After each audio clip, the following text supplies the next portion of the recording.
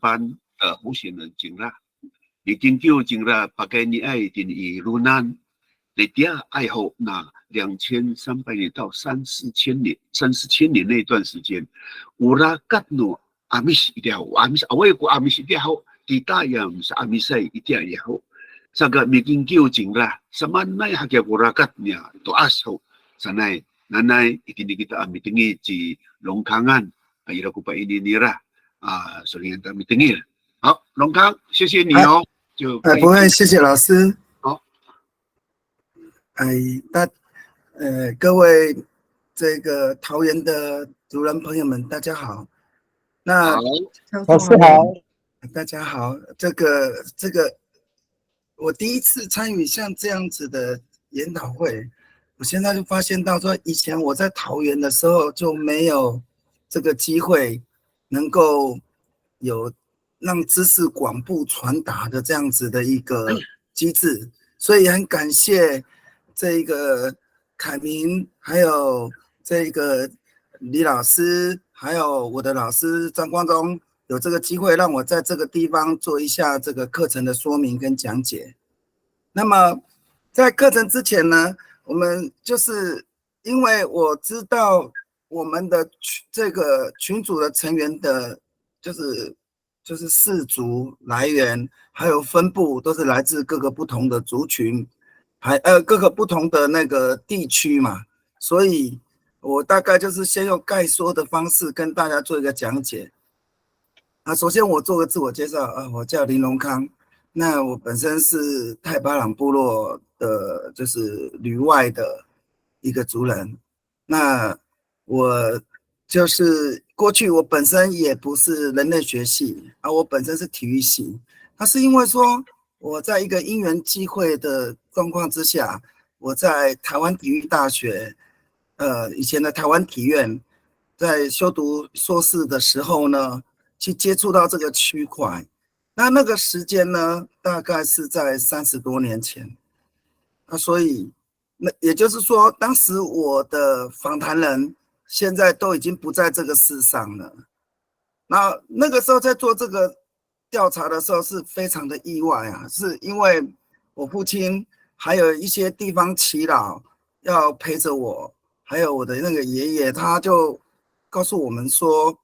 你去做这个东西，你要先去阿美族的圣山就是吉兰阿善那个地方看一下。然后他告诉我说，那个山上有一个那个独木舟的灯塔那个时候因为对老人家的话我们都是会觉得说会很相信但是那个暑假的过程，我跟我父亲就费尽了千辛万苦，我们可以说是从花莲的东昌开始，一直跑到长滨，甚至呢都快跑到去海去问相关的一些耆老，可是都没有办法得到一个具体的消息然后呢，就是刚刚好，我们就是已经想要放弃这个事情的时候，在那个太巴朗丰年祭前，我们遇到了一个就是在林务局工作的耆老，他说：“你爷爷说的那个石头，我知道在哪里。”我就大为震惊，说：“真的有这个石头？”他说：“本来有4具，后来呢，因为港口事件还是别的因素，它就相继的倒塌了。它在大概目前那个八里湾山大概在海拔600到700之间还有一个灯火塔。那就基于此，我们就决定就是要去先去从这个灯火塔开始。然后我们去之前，这个耆老他就拿出太巴朗林业图太巴朗林业图它指的不是太巴朗那8座山的林业图，太巴朗林业图是指说从这个日本时代在这一个那个叫什么寿丰乡的八旗，一直到丰滨的那个海岸山脉，这一整条路线都叫太巴朗林业图。然后呢，打开之后呢，它特别就是点选了这一个位置，告诉我。它打开之后都是等高线图，都日本时代的那种图，然后它这画在黑板上面，就大概在现在的海拔600到700之间。然后呢，去之前他就要求我们就是带了一个中华电信的手机，在那个地方如果找到角度，中华电信是可以联络的。那所以我们就这样子上去，然后我们整整在吉兰阿善这个地方就待了5天。那最后终于就是真的有看到这个灯火塔啊！等一下我会把这个照片给大家看。那去之前就有几个祈祷，就说那个灯火塔就是当初那个渔船出去的时候要给它点火，那他们返航的时候呢，要找到这个塔，然后呢，不然的话就可能会那个黑潮的关系会飘到三貂角啊，或者是呢现在的那一个就是澎湖那一带，然后我们呢就非常的好奇，然后因此我们就准备了相关的器具，然后到了死角的时候就打电话跟这个祈祷联络啊，最后终于在这一个中华电信的帮助之下，我们那个终于找到那个灯火塔。找到的时候，那个灯火塔它是一个很奇怪的东西，它是整座山，就只有那一个塔它是白色的石头，然后那白色的石头的后面呢有一个就是有一个像一个小森林，然后前面呢有被凿切的一个半圆形的一个石阶，然后呢灯塔前面还有一个平台，平台就好像是有点在祭祀的那种祭台这样子的东西存在，然后呢我们背向它的那个灯火塔之后，刚好是面向猫公溪的出海口，然后呢我们就开始进入了这一个阿美族做独木舟的这一个世界。因为在我们再去做这个灯火塔调查之前，我们所看到的阿美族的独木舟就只有东昌的独木舟，东昌的独木舟这一条，它在那一个它这条独木舟，它是国分之一，在1930年的时候有去看过它。看过它的时候，它就是用年代测试，它是760年。那东昌这条独木舟呢，是属于恒春阿美的，也就是说，从台湾的最南端划上来，划到东昌那里，摆在那里，用科学的机器测试呢，它有760年。然后呢，那个时候到现在又过了60年了，所以这条独木舟已经有800多年的历史。然后就在我们进入第2阶段，从八里湾山下来的时候的那个台风，我们在静浦的大沙滩找到了一条独木舟，它是有翅膀的那个就是螃蟹船的那个柱子的那个柱坑。然后呢，我们透过某些那个就是私交，我们那时候认为这条船一定是奇美的，因为那上面是奇美。奇美在日本时代以前有很多的独木舟都被文化贩子所收藏。后来我们就辗转找到这个独木舟的主人，然后我们看到这个独木舟它是本身会有那个底部凿洞了，然后呢正好是在流尾找到，这个说明了一件事情，就是阿美族捕鱼的家族这个一个风俗就是，他如果3代过得不好，他会弃鱼从公，或弃鱼从农，或者是弃鱼从军，或者是之类的一种那种社会现象产生。然后呢，这个家的主人呢，他也不愿意告诉你说这个独木舟的主人是谁，因为他就是捕鱼发现到是没有办法生存，所以他就把老人家留下来这条独木舟，就把它凿孔放水流，它一流就会流到静浦的大沙滩所以就在那个地方被我们寻获，所以才发现到说，原来阿美族的独木舟不是只有一般就是圆底舟的那种形态它也是有远洋就是捕鱼的那样子的形态的一个证据出现了。然后就从那个时间点在大概在是民国87年左右就发现到这个问题，然后就从那个时候，我们就是不断的去找寻这个跟过去这个方面有关的文化的一个连结，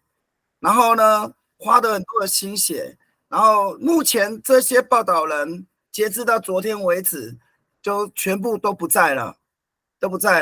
那我们也得到了各个部落的一些片假名手抄本，然后片假名手抄本，我们在经过这个检核的时候，就发现到有有几本是可以列为参考的价值，因为所谓片假名手抄本，我们拿到之后呢，我们会检查它里面有2个字叫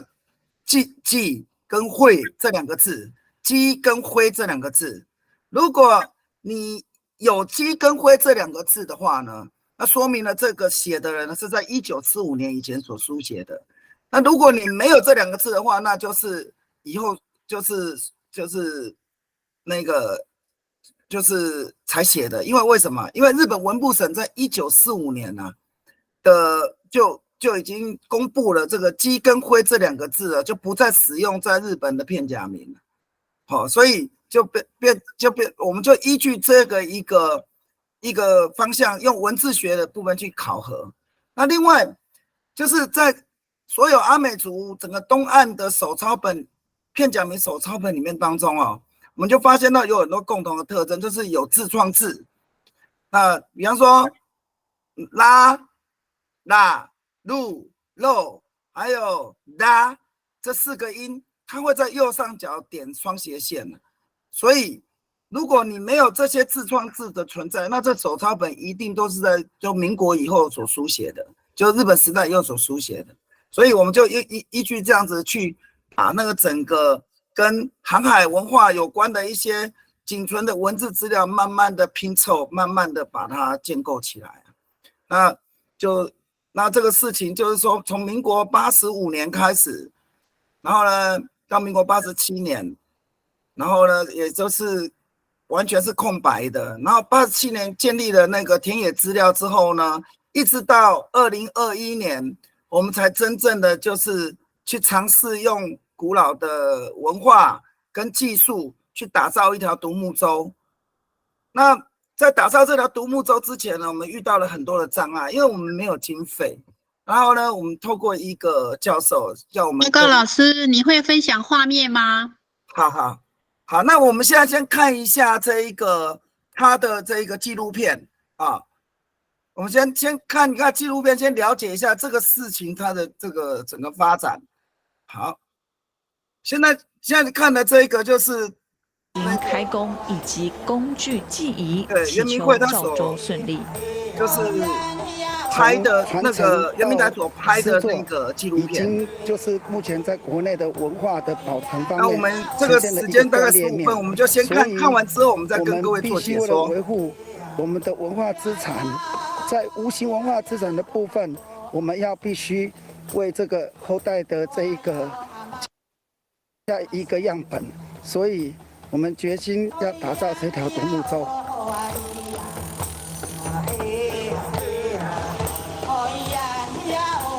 我们会到那个原来的点，我们会做祭祖的仪式，完了以后呢，我们再慢慢下山。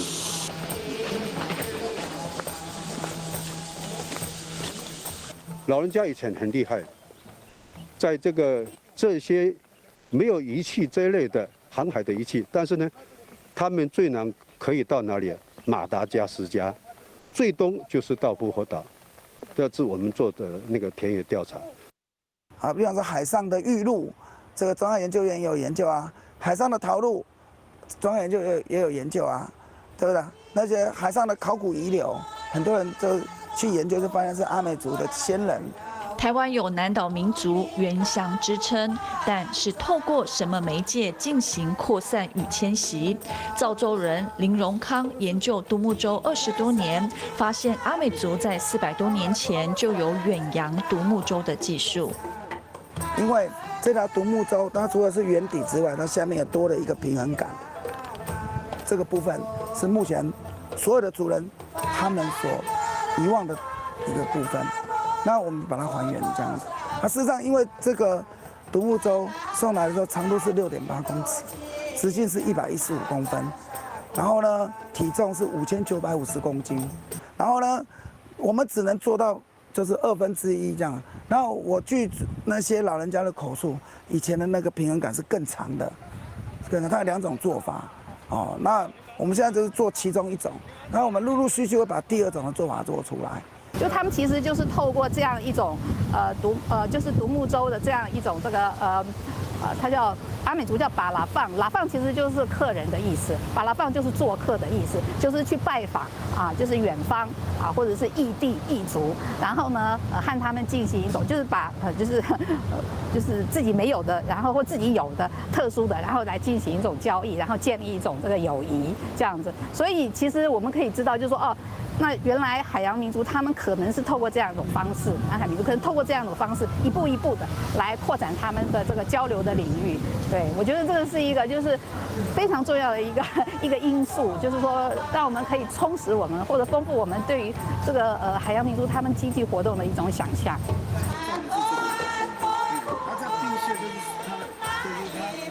消失400多年的赵州技术，林荣康凭着口述记忆、填调文献分析，以及靠着一股无形的力量和工艺师共同打造独木舟。当初我跟他讲说，我是在做木雕的，应该不适合做造舟。他说这个造舟，他说拜托帮我，你做得到，我就说好吧，那我来试试看。那你怎么去克服？应该是有灵感吧，或是祖灵给我的力量嘛。用这种方式了。包含那个海参柱、海参脯。海参柱跟海参脯，它也是海参脯，它只是跟我讲说，后面要写什么，要几个那个祖灵的名字都要写出来。然后我就跟他讲说，可以啊，反正你稍微给我一个样子给我看。那海参柱的话，海参柱他绝对都没有给我，他说你自己造，我只跟你讲这样子，头顶着瓮，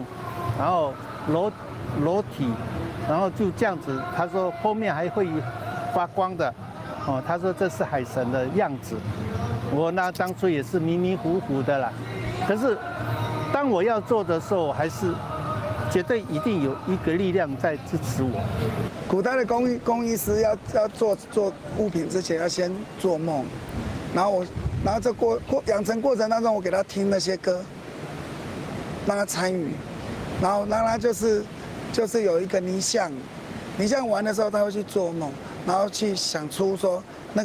回到那个空间里面去做出这样子的作品。那当然我们因为在前面已经做了很长期的田野调查，然后我的硕士论文也是谈论这条舟，所以我就开始跟他讲分享它。然后呢，我就画图给他看，然后呢我就是雕了一个模子给他看，是说就是这个样子。然后呢告诉他怎么做。那他每做一刀，每做一个部分，就会停工，就会找我去，我再告诉他，然后他就再回去做梦去想，然后第二天的时候他就再修，就慢慢修，就修出就是老人家认为说是可以的，我们才拿出来，这样子。经过3个多月的造舟时间，独木舟总算完成了，选在花莲港进行试水。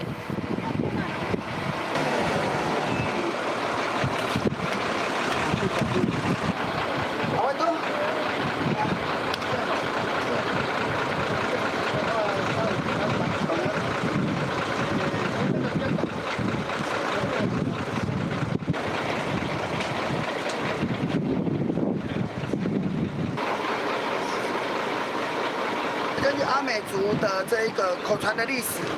独木舟在水面上叫做水皿，最主要是因为叫水皿的原因，是因为它有这2根大长角，还有4根短长角，所以我们祖先把它称之为水皿。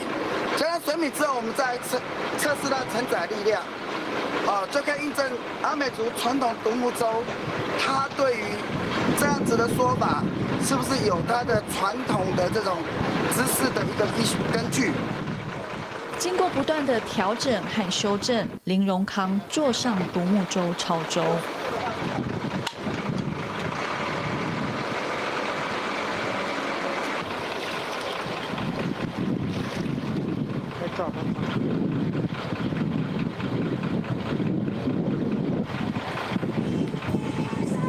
几次的试水后，独木舟将从花莲试航到屏东满洲乡的八窑湾，进行斯拿塞环东岸巴拉放礼物交换带屏东区结盟行动计划。出发前，团队特别前往阿美族的圣山吉纳纳塞，祭告天神祖灵。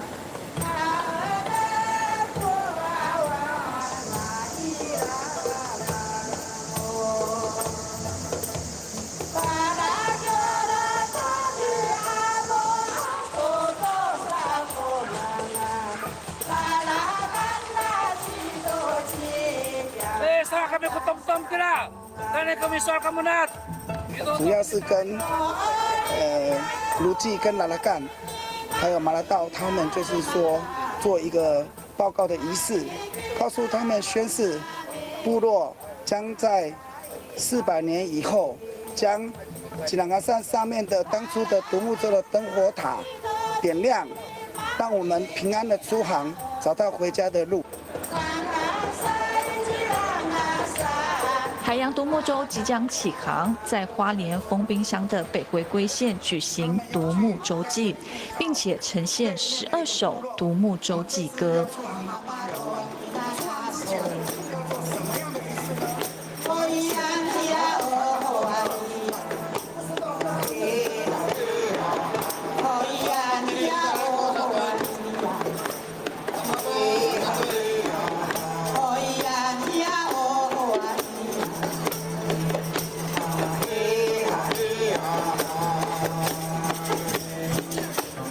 第一首歌哦，它所有里面就在讲独木舟，还有我们的渊源发展，然后一整个所以那个歌很长，有没有？那里面就在写那个独木舟，还有亚麻站，还有我们的文化内容都在里面这样子，所以可以证明什么呢？证明就是我们的阿美族独木舟是存在的，然后我们也不是凭空想象的。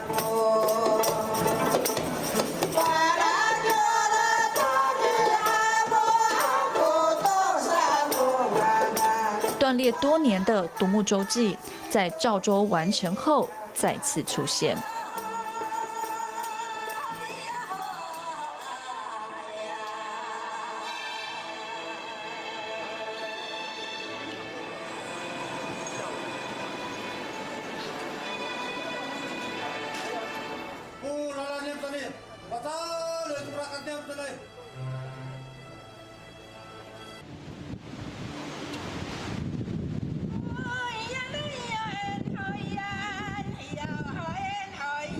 可惜天公不作美，海象不佳。原定计划从丰滨乡进埔部落海域出海，并航行至屏东县八窑湾，并未如愿出海。但是抢滩以及渔团的礼物交换如期举行。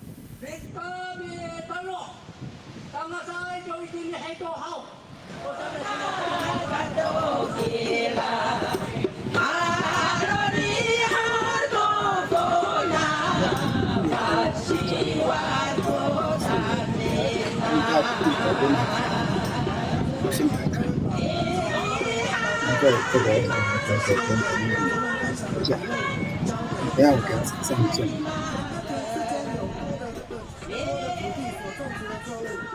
要拿来做去使用的，交给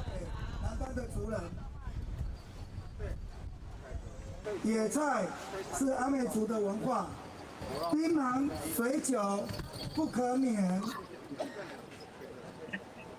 还有谷物做的糕点，这些都是交换礼物必备的物件。好，我们请掌声鼓励。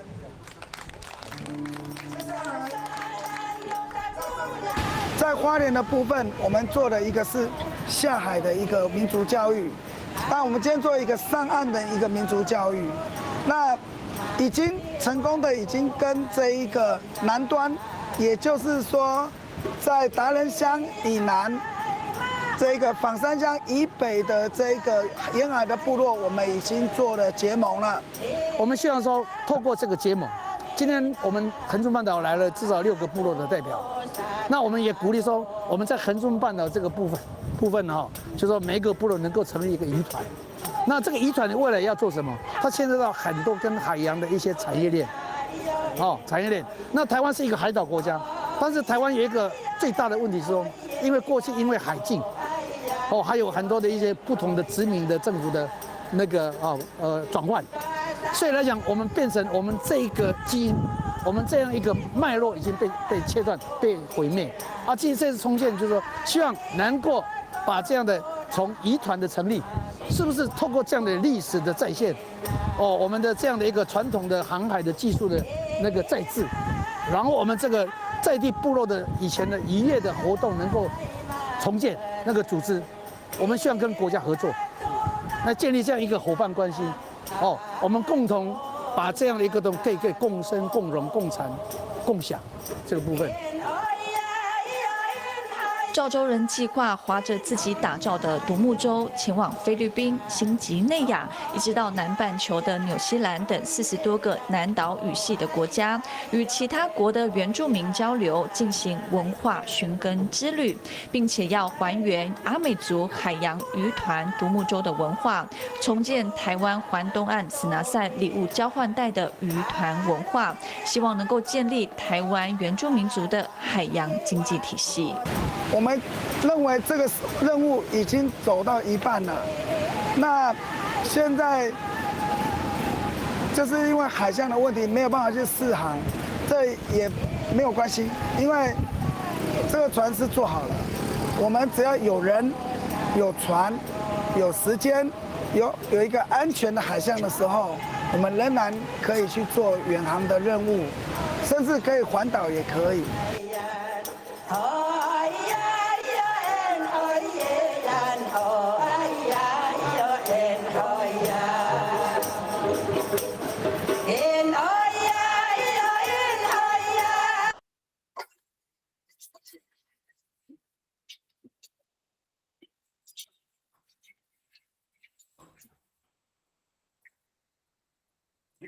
好，不好意思啊，浪费了大家那么多的时间。那你们看完这样子的一个纪录片，不知道有没有人愿意要在线上分享与回馈的？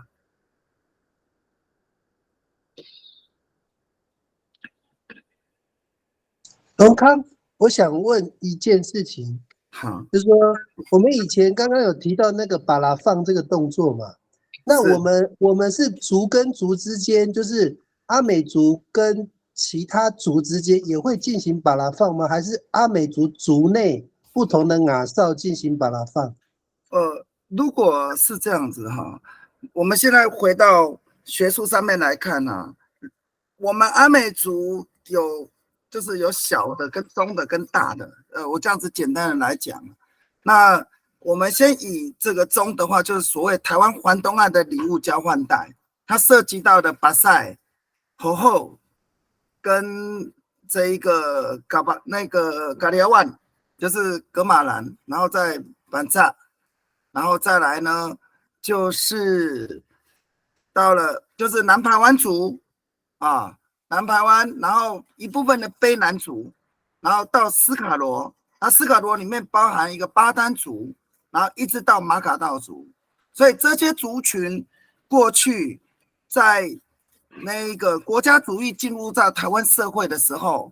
是一直保持彼此是流动的关系。那我们从手抄本的解读跟祈祷的解读来看，是那种风俗，就是所谓的把拉放的意思。那把拉放里面当中包含的层面非常广，那就是有点类似这一个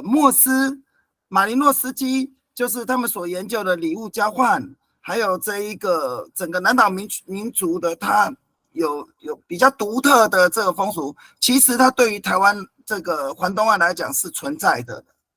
那我们也可以从我们的阿嬷的所保留的遗物，从这个帛琉关岛一直到新几内亚那一些考古遗留，我们也发现到说是跟阿美族有关。那再加上近年的那一个毛利人返乡寻根，说他们是800年前离开的，这说明了过去在国家主义进入到台湾社会的时候呢，这是一件就是非常就是热络，而且呢就是频繁的一件事情。也换句话说，在施琅来台湾之前，那我们呢是就是彼此之间各个不同族群，就是在整个东岸甚至到西岸的这种互动的关系，其实是非常密切的。那我这边提出了一些文献跟大家做报告，像刚刚提出的问题，就是在清代时期的时候呢，其实就有南洋禁海还有实施海禁这2个措施，然后那么这之间隔了27年，然后呢之后呢，在1717年左右，然后他又实施了第3次的海禁，然后呢这当中就是发生了一件事情，就是施琅他为了要就是找那个郑成功，然后到了台湾之后呢，就把整个中国对待这个沿海渔民的这个法律跟政治就带入到台湾，所以那一刻我们呢，因为郑成功的关系，我们就从那一刻开始，从民族主义摇变成为一个国家主义，那所造就现在原住民就是变成就必须依附在一个国家主义者之间。那事实上在那个时间，那个台湾原住民族在东岸的部分呢，它是那个没有地域观的，它就是流动的，然后呢它用这种流动的这种海洋经济来巩固了这个，就是形成了一个就是所谓的普遍经济的一个物质文化啊。但是这个部分呢，因为有些学者他们认为说啊，原住民没有文字啊，所以他们就不太愿意去碰触这个区块。但是我认为一般的学者他不去碰触这个区块，那不重要，最重要是我们的族人必须要去接触到它，因为这说明了那个自然跟海洋的权力关系跟我们的后一代是有很严重的影响，所以我们就会去研究它，就希望找出它的脉络。对，那我现在给你看一下，这是那个不知道你这看得到看不到？对，这影片当中哦，刚刚提到就是说，阿美族的那个独木舟断裂性，就是他就是讲到这一边，就是先从1655年到1683年，然后这个阶段是清代他实施了第1次的海禁制度，他是为了平定三藩之乱，然后呢，台湾也试射其中，然后那到了1684年他又斩戒，然后之后呢，这一个我们的那个远航文化就是因为国家主义受到了压迫影响，然后呢就受到了打压了啊，所以呢才有港口事件，还有一些沿海的一些就所谓的文献上所说明的暴民暴乱啊等等之类的镇压理番的一些的所谓的政策上的一些名词出现，然后那再来呢，就是他实施的就是保甲制，保甲制对于这个秀姑峦群，还有这一个凤港群，还有花莲溪群的部分影响最深了。那所以我们从东昌的田野调查就发现到说，他们独木舟已经不能出去，干脆就拿来做田埂的那个独木桥啊，这个都是他们以前当时的老人就是所传述的。然后呢，它的断裂起来不单如此，那到日本时代的时候呢，就1898年鸟居跟深丑就已经来台湾找这条独木舟了，但是没有找到。然后事隔到那个30年的时候呢，鹿野忠雄跟木村，然后呢到了就是台湾的北部啊，然后呢就是也到了花莲的北部，就发现了这些古老的船只，然后证明了说阿美族或者是噶玛兰族以前呢曾经有独木舟的文化。然后呢到1981年呢，国分之一了又针对了阿美族的独木舟的它的一个设计里面当中有提出他们粗浅的说法，然后之后呢就从那个时候就发现到就是有稍微的有一些学术上面的研究，那所以那个就是，但是他不知道说它断裂性，那所以我们就从这些文献的部分来作为参考，那我们大致就划定了，就是说施琅来了台湾之后，他所实施的海禁跟我们的独木舟影响就是关系最为深刻，所以呢，再加上整个历史的流动跟现在，所以就完成就是形成了一个断裂面。那我们也找到说，在这个修库人群的部分，它有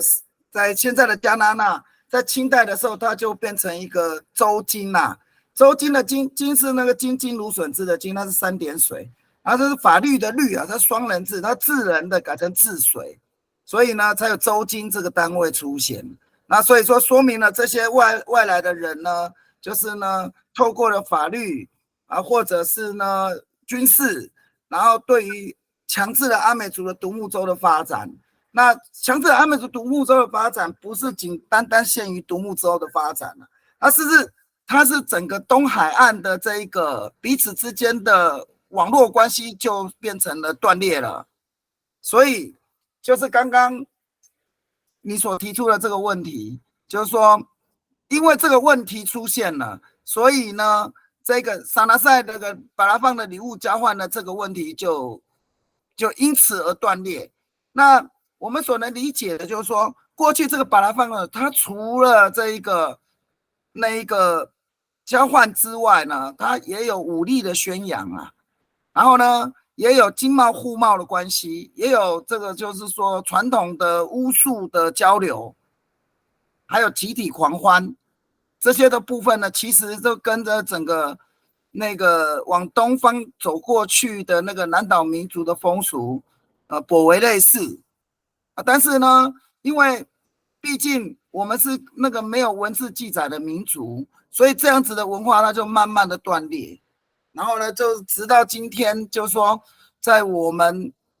没有办法有足够的文献去做这个研究，就会经常受到学术上的打压跟霸凌。然后我在这个部分就是出了一本书，叫做《阿美族独木舟》，然后呢开启南岛民族原乡的1把钥匙，然后呢就是把这些资料整理出来。那目前这本书啊，因为有某些特殊的因素，我发了14本，然后呢第1版只有国家图书馆有，但是这本书据说被有一个不明人士借去之后呢，已经将近2年了，就没有归还啊。那我之所以不广为宣传，是因为在民国88年的时候，李来旺校长他就是临终之前就亲自抓着我的手跟我讲说，这个东西不要宣扬啊，宣扬之后有的时候会就变成阿美族的战争啊。事实上从这几年的这个文化披露之后，我们却发现到真的阿美族的这不单是就是阿美族跟中央研究院之战啊，也是整个东岸的那个经济之战。就是因为这一份研究出现之后，就开始发生了很多的事端这样。但是这不是我们所乐见的，我们所要了解的就是说，这个为什么祖先过去为什么去从事这方面的文化，他的动机跟目的是什么？他对我们的经济、对我们的教育跟文化有什么理解？所以我是在这个区块里面琢磨这样子。然后再来就是说，刚刚就讲到了那个部分，其实还有蛮多的文献可以看的，但是因为时间因素，我就只回答就是说，那个凯婷嘛哈，凯明，对，凯婷的问题就问得很好啊，因为有这条独木舟的出现，有它的传统的经济体制，所以有它的巴拉放的文化，当然就有它的整个那个经济的网络关系啊，但是这些东西我相信管理原住民族的一些殖民者或者是政府或者是官员，他们不会去在乎它了。那所谓为什么？因为我们从经济学来看，这些从外来的这些政府，他们来殖民或来使用这个土地，他们往往呢就是带入的就是所谓的资本主义啊。可是我事实上在我的研究里面发现到，17世纪以前啊，阿美族的社会是不会允许资本主义啊，它是属于一种经济互惠交换的那样子的一个均衡的集体社会。那金钱这种东西对他们来讲，对阿美族来讲，其实并不是重要，他需要是人情跟社会的支持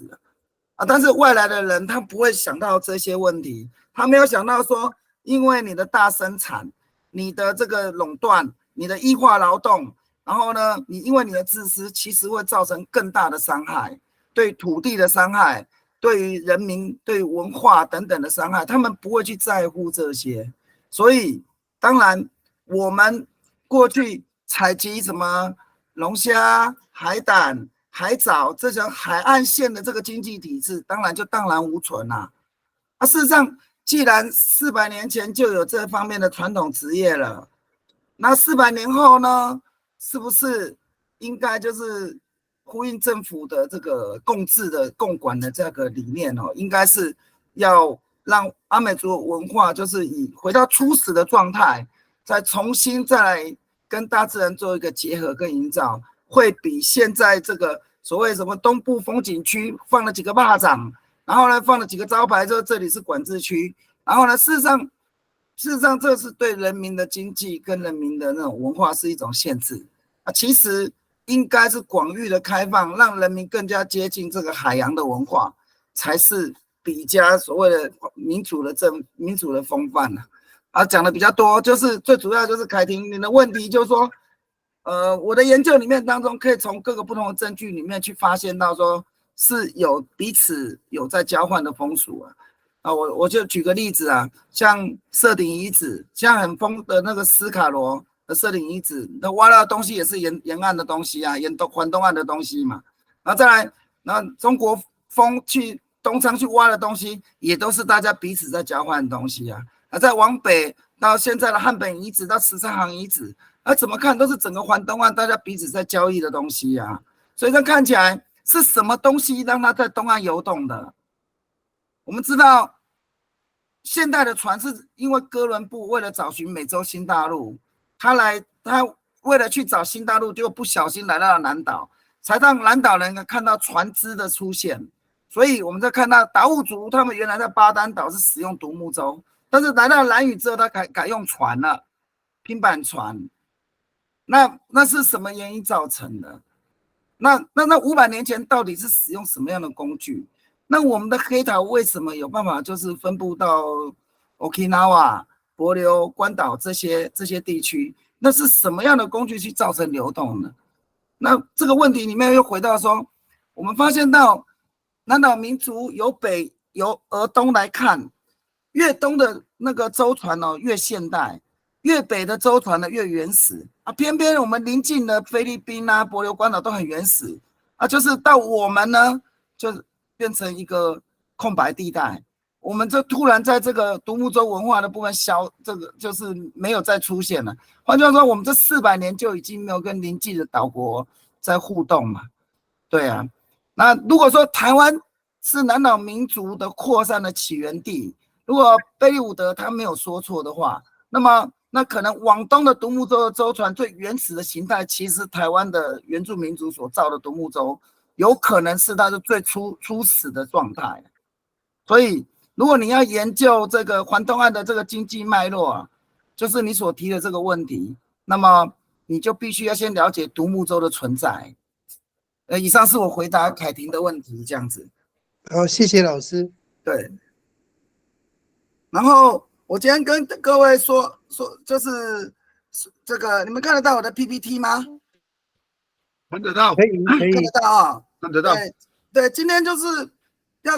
因为这个东西是我跟我父亲就30-40年的研究了，所以我们就慢慢的讲，让大家就是有粗浅的了解。那一开始从凯婷的问题里面，我就先给大家建构一个概念，阿美族，我们现在就是要回到初始的状态来去理解这个课题，就是说我们现在不要想到说我们被这个荷兰人统治过，我们不要想到说我们被清代的汉人统治过，事实上清代的主人是满人事实上我们阿美族也没有看过满人长什么样子只不过是说他的下属汉人来了台湾，我们接触了汉人了，然后呢再来就日本人，然后再来就是说第2次世界大战之后，国民政府就把中国，就是把台湾的原住民族变成中国的高山族的这个意识形态带入了，然后再到现在的学术霸权，所以基本上阿美族的空间里面当中，上面是被压附的5个空间嘛。好，这个概念我明天就会用下礼拜会用图说来讲。那就是说，我们今天建构的概念就是说，现在我事前就已经推演说，今天啊一开始一定会很冷啊，所以我们就必须先就是把初始的状态啊，就是说我们现在啊全部都是阿美族的空间啊。那我们现在呢，因为洪水发生了，那有一对呢兄妹呢，从某个地方，从一个叫撒那塞的地方也好，或者是本来样的这个地方漂流到某个圣山，因为阿美族有一些登陆点。然后我们想想看，他圣山之后他做了什么事情？各位可以想象得出来吗？我们现在不要想说我们有车子，我们不要想说我们有现代的东西，我们也不要想说我们就是有接触到荷兰人啊、日本人，还有那个汉人，还有这个中国人，还有一些教授，我们现在全部都把它涂消掉。我们现在就回到一个初始的状态。那现在是这样子的哈，现在课题是这样发生的，就是说，因为有一个洪水，我们原本住在一个撒那塞的这个地方然后呢，我们不小心呢，就是利用漂流物或者是就是装米的工具，或者是独木舟这个工具，我们漂流到一个山上，这个时候水淹上来了，淹上来的时候飘到这个山上之后，我们能够做什么？有没有人能够回答我这个问题？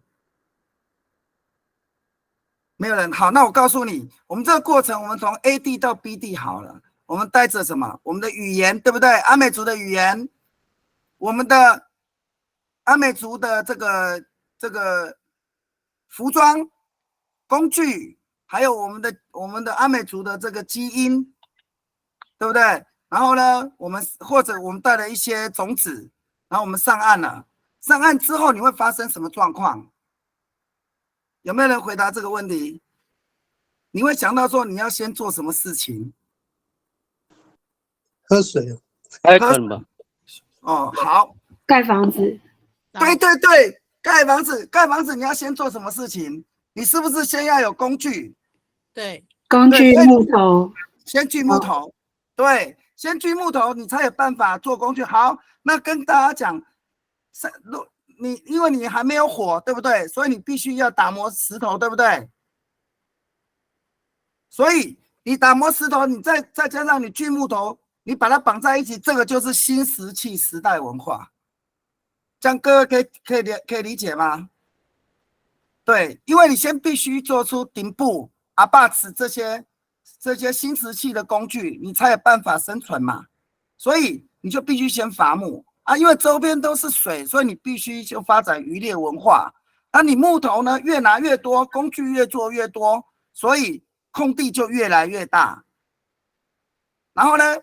你有了空地之后，你带了种子，你会发展农业形态。然后有了空地之后呢，因为周边是森林，会有动物，所以你会盖房子。好，我们这边在座的都是母语的师资，我问你们，巴达鲁玛这句话是什么意思？带回家，盖房子对不对？结婚，带回家了。对，是结婚。所以巴达鲁玛还有一个意思就是繁衍子孙，对不对？结婚啊。那为什么他们要繁衍子孙？他们可能是近亲他们可能是兄妹，他们一定是一男一女，对不对？然后呢，因为土地变大了。所以，然后呢，他有了房子可以挡住野兽嘛，然后呢，农场有了，他必须要怎么样？要有人力去做这些事情嘛。所以，巴达鲁玛的意思就是上岸之后，盖了房子之后呢，要有发展物质文化，要有人力来操作。所以，他们从甲地到乙地上岸之后呢，就会产生，就是把旧的文化带入到新的文化。所以阿美族的文化就是这样子的，物质文化就会形成了。那形成的最初始的状态就是必须先要有工具。那这些发展的时间呢，因为它是必须要伐木，然后呢必须要打磨石器，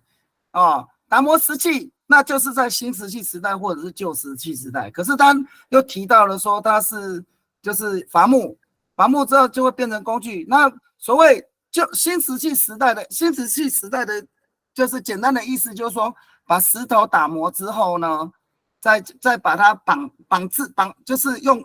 木头用绑的，那这个就是新石器。如果没有用其他的东西，完全是石头的话呢，就是旧石器。所以我们可以发现到，我们的口述历史洪水发生之后呢，很多的那些脉络，口述的脉络，其实它就是提到的那个语境当中啊，是讲的就是新石器时代。那因此我们在那个阿美族的就是其中的一座圣山吉兰嘎山里面当中啊，我们就采集到了许多的打磨石器的那个头，这样子。然后呢，那头里面当中，我们就发现有很多的凹槽，那个就是要用藤跟那个树脂跟沙去绑制它这样子。那因此，我们现在所承继的阿美族文化，其实呢，那个物质文化的初始状态，就是从它登陆上岸之后，繁衍子孙所做的那些事情为开端这样子。好，那现在跟大家讲说，我讲这个讲在前面，这个就是现在讲到前面，就是我提到的，就是物质文化的初始嘛。那这个漂流物，我们有很多的用语言人类学来做检核，我们就发现到，有吉瓦鲁啊。东达米纳等等的有很多不同的词源，我们来检核里面就发现到说，那个有来自不同的地区，然后呢，对于独木舟呢也有不同的说法，又叫鲁浪，又叫鲁难等等的。那我们也不要讲。你的 PPT 没有换页面，没有切换。对，没关系，我还没有到要切换的时候。对，现在就是说，我们先从这一个独木舟的断裂、消失跟重生的这一个部分给大家就是潜移默化。然后呢，你现在要进入到那个空间，我们才有办法再继续往下谈。好，现在我就到下一个页面。所以我们今天呢所要讲的这个课程条目，第一个就是台湾原住民族在南岛民族的独木舟的基因当中呢缺席了。也就是说，独木舟的图谱你可以发现到北端是台湾嘛。然后往东端往新几内啊取到复活岛，大家都有独木舟啊，有些都已经演变成现代的那种双体船甚至加了船外机。可是我们发现到越北的越原始越北的越原始，那说明了这一个它的物质文化是有差异性的，有传统跟现代的这样子的一个差异性那是我们的问题，就是说。台湾是南岛民族，但是台湾的南岛民族呢却没有独木舟啊，那这个里面就发生很大的问题了。所以再来就是说，台湾的南岛民族的原乡论呢，受到贝利伍德的这一个学者的论述之后呢，他就是要居为一个国际的一个地位。那虽然台湾的这个学术地位一直是争论的但是呢，这个部分我们就是一直没有办法给他找到答案。但是因为他的学术对话里面当中缺少了部落对话，他不知道说台湾原住民族还有独木舟这个东西，所以呢，贝利伍德这些学者，然后这项专业研究，他研究海上陶路啊、海上玉路啊、海上丝路啊，但是就没有考虑到说台湾原住民族有独木舟这个东西的存在。如果他把这个东西去深入去理解之后，那整个台湾南岛民族的扩散的这个国际的学术地位就会得到巩固。然后再来就是说，今天这个课程里面当中，主要就是说让母语学者能够知道说，在母语的过程当中，可以对这个文化资产的保存，还有有形跟无形文化资产的这个重视，就是说以在未来都市的这个母语教育里面当中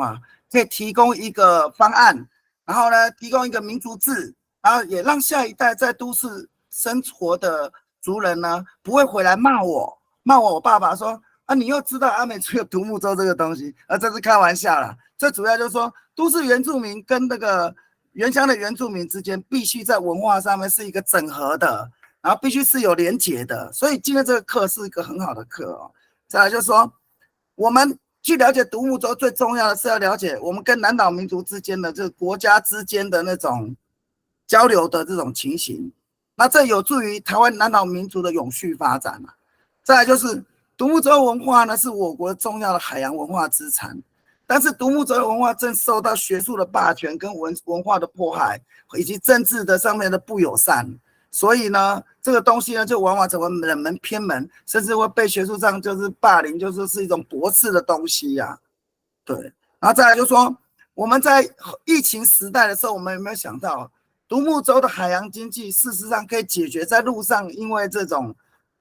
因为外人的介入带来的疫情。然后呢，可以发展一个新的经济体制的一个思维。所以今天呢，就是先让大家先看一下这个影片，然后呢，当然我们还有另外一个影片啊，就因为我们在赵州的那个纪录片，但是因为它声音出不来，所以我们就没有再给大家就是再说明。那他说今天呢，就是属于综合型的论坛呢，所以我就是比较不会一板一眼的哈，就是说用大学的老师或者高中的历史或者文化老师，就是说就是很像讲课的那样子，然后是尽量是用论坛的方式让大家就是有所启发这样子，因为这个东西真的太多了，真的没有办法一次讲完，所以我就慢慢的就跟大家就是说明一下。那讲到独木舟的文化呢，就是除了在学术上面要就是说比较希望就是说政府能够多重视这个区块，然后再来就是说我们台湾的原住民族是大部分都是波利尼西亚语系，然后呢这个母文化的东西呢，对于教育的文化教育跟海洋教育跟母语教育哦，它是连结的，它是一个很重要的一个工具。然后呢，它不单呢可以巩固呢台湾的就是各个不同层级的民族教育，它同时呢也可以跟国际化做接驳。所以就是说，如果你能够去探讨独木舟，你就会认为就台湾跟南岛民族的扩散，然后呢，它可以成为它的过去的一把钥匙。那再来就是它为何扩散？因为它发展它的经济，我们通常把这种经济叫做普遍经济。那所谓资本主义呢，我们就把它定义成为特殊经济。普遍经济它是建构在人跟人的这种社会存在的价值，然后特殊经济它是存在就是资本的累积，还有异化的劳动，然后呢，它是主张大生产，比方说工业区啊。对，然后促使都市的原住民往城乡离开乡而进入城，然后呢，为了赚取更高的生活品质，事实上其实呢，那都是属于资本主义，跟原来的我们在部落的那种物质文化的形态其实是极端的对立，极端的就是有差异性。所以我们今天就了解到独木舟的部分，我们就扩大我们的思维去了解说，台湾原住民族的海洋区域的微型的产业链网络，过去就根本是存在的啊，那为什么现在不能继续再给它存在呢？那如果说我们就是透过民族教育或者是族人的横向的之间的行动的联系，是不是在土海法跟原住民族征华编这个条例的这个过程当中，我们呢可以避开了这个平权会哦，就是平埔族权益委员会的那种为了利益的这种竞争，我们可以把视角放在这沿岸的部分，基本上是有帮助的。那我们就担任母语师资，我们要如何去传授这部分？首先，我们应该要对独木舟跟渔船做定义嘛。所以，第一个，我们要在课程当中去吸收过去我们如何透过传统的航海知识作为文化表征嘛。所谓的传统知识就是说，例如我们这次在这个南投的世界南岛民族中心做一个表演，那其中呢有一个船长，他老的船长他因为以前没有笔嘛，没有文房四宝，那老船长他把他的渔区呢，就用树枝绑成了一个树枝图，然后用贝壳告诉他说这里是捕鲸的地方，那里呢是捕那个鲱鱼啊，或者是说其他就是鱼贝啊什么什么地区，然后传给新的船长，这样子啊，这个都是属于永康老师是。我们休息一下，你也很辛苦，喝水。我们到8:10开始，8:10开始。好 ，OK， 好。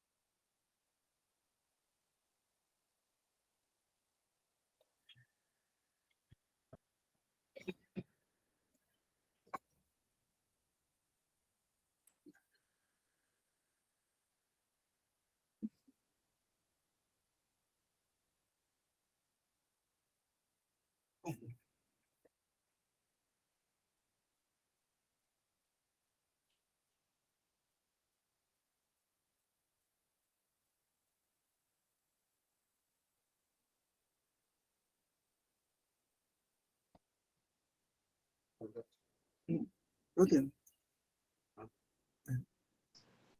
龙康，是龙康，我看因为线上蛮多人的可能有些人不好意思问呐。那我们要不要就开放那个讯息栏用打字的？好，就说你就偶尔关注一下那个讯息栏，可能有些人听到你有一些问题想要及时问，又不好意思打断你。好，那个要怎么弄？我看一下他的这个怎么，我先了解一下。他那个讯息栏在旁边，就是在那个像那个一个正方形。我有看到了。对，你点进去我现在打一个讯息给你好，就是好，我打老师2个字，你有看到吗？看到了。就我们等一下，你就可以开放那个就是线上的听众，他们如果对你的，因为你讲的东西有些蛮深的，他们可能第一时间没办法反应，可能也不好意思打断你，所以没关系，我一直修正，有任何那个这个要去，因为那个比较特殊的东西是需要修正，那你就及时的就叫那个就是跟我讲，我就马上就是在抓这样子。OK， 没有，我们尽量不打断你为原则，就是说我们就打在那个讯息栏比如说，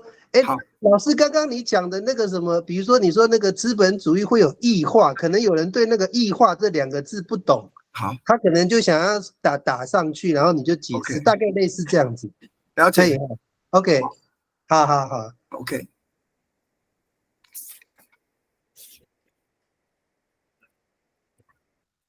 我看我应该多放一些资料，少讲话，他们可能会比较喜欢这样子。没有啦，我们比较喜欢听你讲话。没有啊，没有。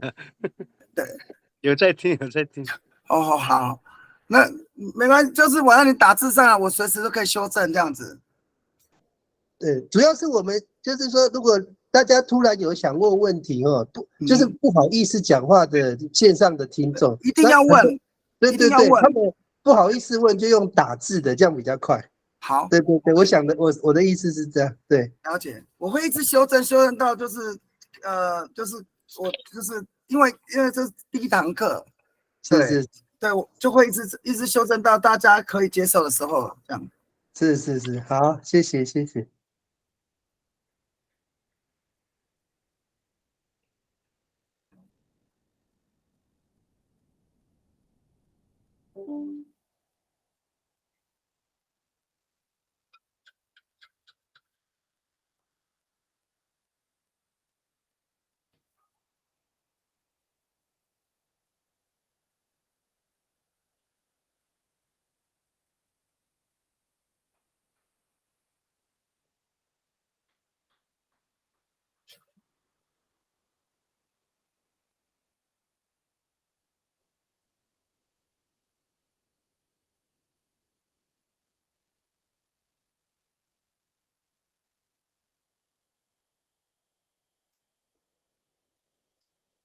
你还是对呀。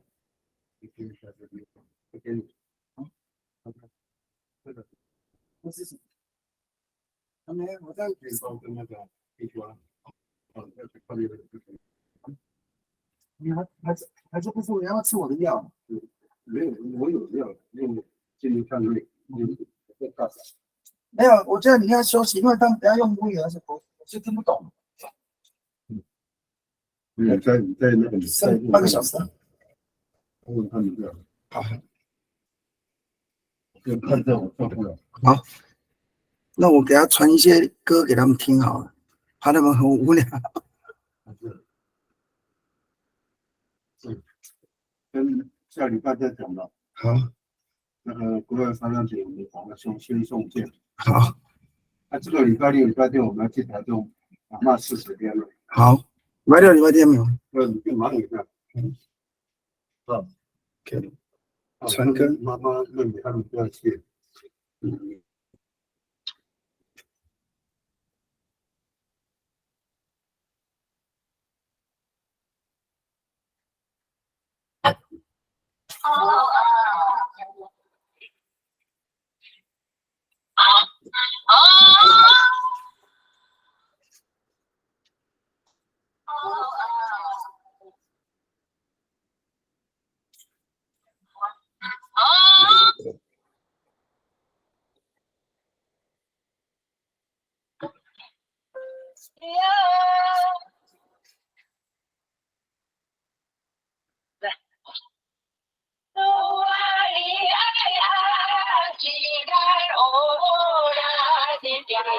啊，听得到音乐吗？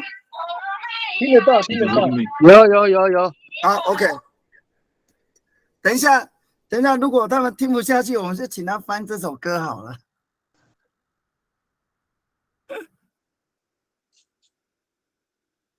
龙康声音又没有了，没有，我把它关掉了。OK。对，就是等一下就穿插，因为他们是母语师资，对吧？大部分呢，大部分。对，那我们就请他翻译，就是龙康，多放2我们这次。边的线上的听众不一定是桃园的，他们来自各地啦，所以不一定是桃园的。对，好，没关系，等下就把它当成那种趣味教学也不错，因为他翻得出来他的歌词的话，就会了解他的那个整个航海文化。上次那个凯明有传到那个聊群里面有7首，我有认真在听啊，7首，有7首，总共有14首啊，你们翻得出来吗？应该翻得出来哈。有听得懂，有听得懂。对，那个后面还有，可是那7首里面没有谈到把它放啊。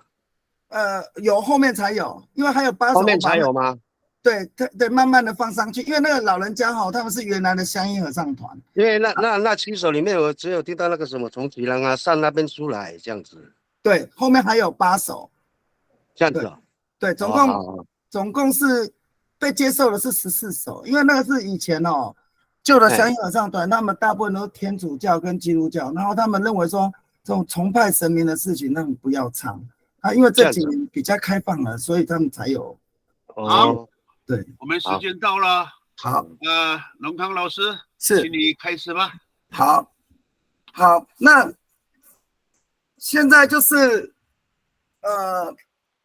刚刚就提到，就是说我们就是在沿岸的时候，我们以前的，就是说我们的祖先啊，在沿岸他做了些什么事情啊？首先呢，就是说他以前呢，他有独木舟，就一定会跟星象、航海、黑潮有关系，所以这些的传统的知识，它跑去哪里了？然后呢，我们的文化要如何去宣扬它，这就变成一个有挑战性的工作。那还好，现在有很多的这个母语师资，所以他们在这里吸收这样子的一个文化因素了之后呢，翻译成母语，基本上会是一个很好的一个文化的传承的一个工作。那再来就是说，我们去花时间去理解说，我们的老祖宗以前在这一个太平洋，在东岸的这个位置，它流动的场域，它的目的跟它的就是为什么在那个环境之下他去做这个事情呢？所以可以启发我们对于物质文化的这样子的一个思考啊。那是不是我们现在处于，比方说我们现在处于到一个工业发展的高度发展的社会，我们发现到我们的气候开始在改变了，然后呢，我们的传统知识里面告诉我们，我们就是对于大自然要善待，我们跟这个动物跟水跟生态之间呢，彼此是一种均衡互动共存的关系。但是我们的政府跟那种非原住民的人，他们可能不会这么认为啊，他认为就是说要开发温泉啊，拼命的挖嘛，对不对？然后再来就是说那个这个为了要放淹水，然后所以我就盖了很多的这个堤防，用了很多的水泥啊，用了水泥他没有考虑到说原住民以前可能种了很多的药草在上面，然后或者是说那里面有很多的蛤蜊或是其他的东西在那里，那这样子一下去之后呢，就会造成原住民族这一个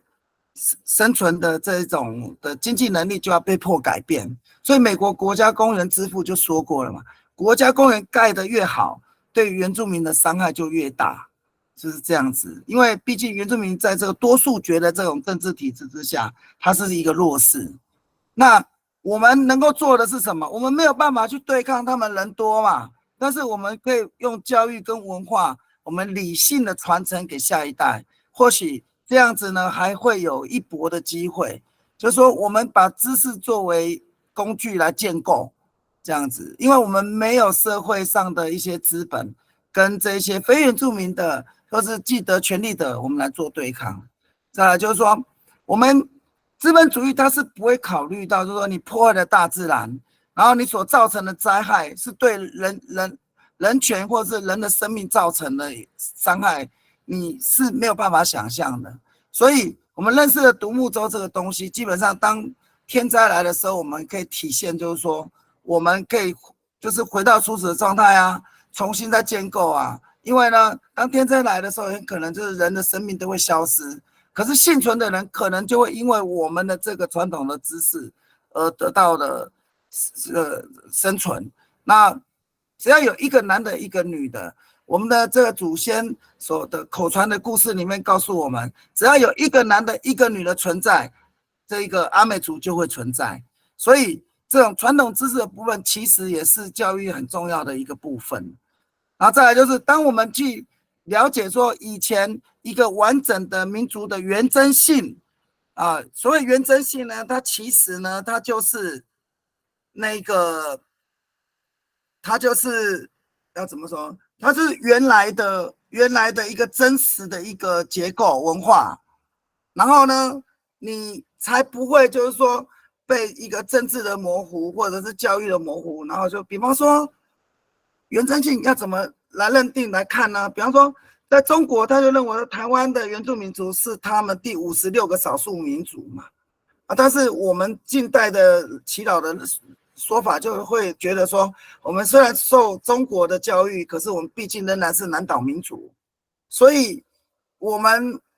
这个部分因为不断的汉化，所以我们的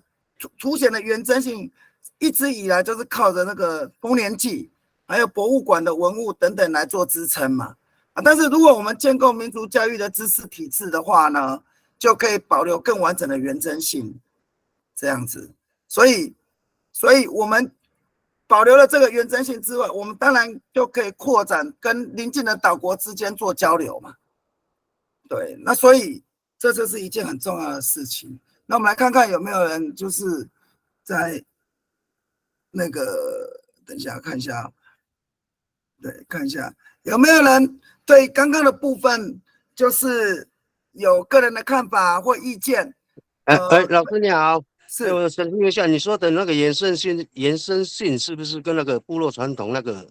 传承的那个意义存在嘛？对不对？对，要做连结嘛，对不对？原真性这个名词哈是外来的名词，我知道。但是如果我们身为一个原住民，我们就是继承了我们的祖先的传统知识，就是传承延续下去嘛。对，比方说，年龄阶层就是一个很好的原真性。对 ，Casa Glass 对，那像这种东西，我们就不会变成像丰年祭已经被沦为就是观光嘛，对不对？就是那个 Casa Glass 那个年龄阶层嘛，对不对？对，年龄阶层也是。那我们再加上独木舟，是不是更完整的一个南岛民族的文化的呈现？那就不会被那些非原住民的定义说我们是中国人啊。这个就是原真性的意思。哦，好，谢谢老师。对，好，那所以学习阿美这个东岸的这个航海文化、海洋文化是有助于就是在社会发展当中，有很多的就是正面的帮助，而不会就是在这一个社会竞争之下，然后呢，就是会造成就是说弱势或底层人民这样子。比方说，我刚刚举了一个很重要的例子，400年前自然还没有来台湾之前，我们就已经有自己的海洋经济文化啦。我们的一些老阿嬷可能会去海边采抓蛤蜊嘛，或是米子狗采海菜啊，这个现在还看得到吧？还看得到啊！但是有国家的那个力量介入之后，是那个以前是广泛的职业，依据各个部落的发展而发展，但是现在呢，却就变成寥寥无几了啊！其实，在宪法上面来看，这其实是政府去扼杀了台湾原住民族的传统的经济体制。那现在呢，我相信东海岸的开发也都差不多啦。那盖蚂蚱的也放了很多的蚂蚱，你放了很多的蚂蚱，就是那个消波桩嘛，三角形的那个。比方说你放到都兰去，那都兰的部落的族人，你可以说，那既然你放了蚂蚱，我就养9孔嘛。那本来这是我们的经济水域啊，你设了那么多的限制，我发展我的公民事业也可以啊。所以我们就接触了都市，接触了那个资本主义之后，其实我们可以反向来思考，重新来定义说我们对于物质到底它真正的价值在哪里啊？其实这个也不是很困难的啊。所以在上我的课呢，除了就是要告诉你说你的初始状态的有的母文化之外，那我还会就是再加入了一些你要如何在这一个竞争的社会当中，在熟知法律，你要如何去来看待的，如何去把它转化，然后呢，在学术上面它叫做转译这样子。好，刚刚有一位高升龙先生，他问的题目很好哦，他希望我提供那个灯火塔的图片。我现在我看看有没有办法拿就是上传看看啊，你们稍后一下。然后现在的手抄本你们现在可以看到荧幕嘛好，那我等一下，好，这个是片假名手抄本啊。片假名手抄本呢，这个里面都是这个近一点，有没有看到这个都是日文？这个呢是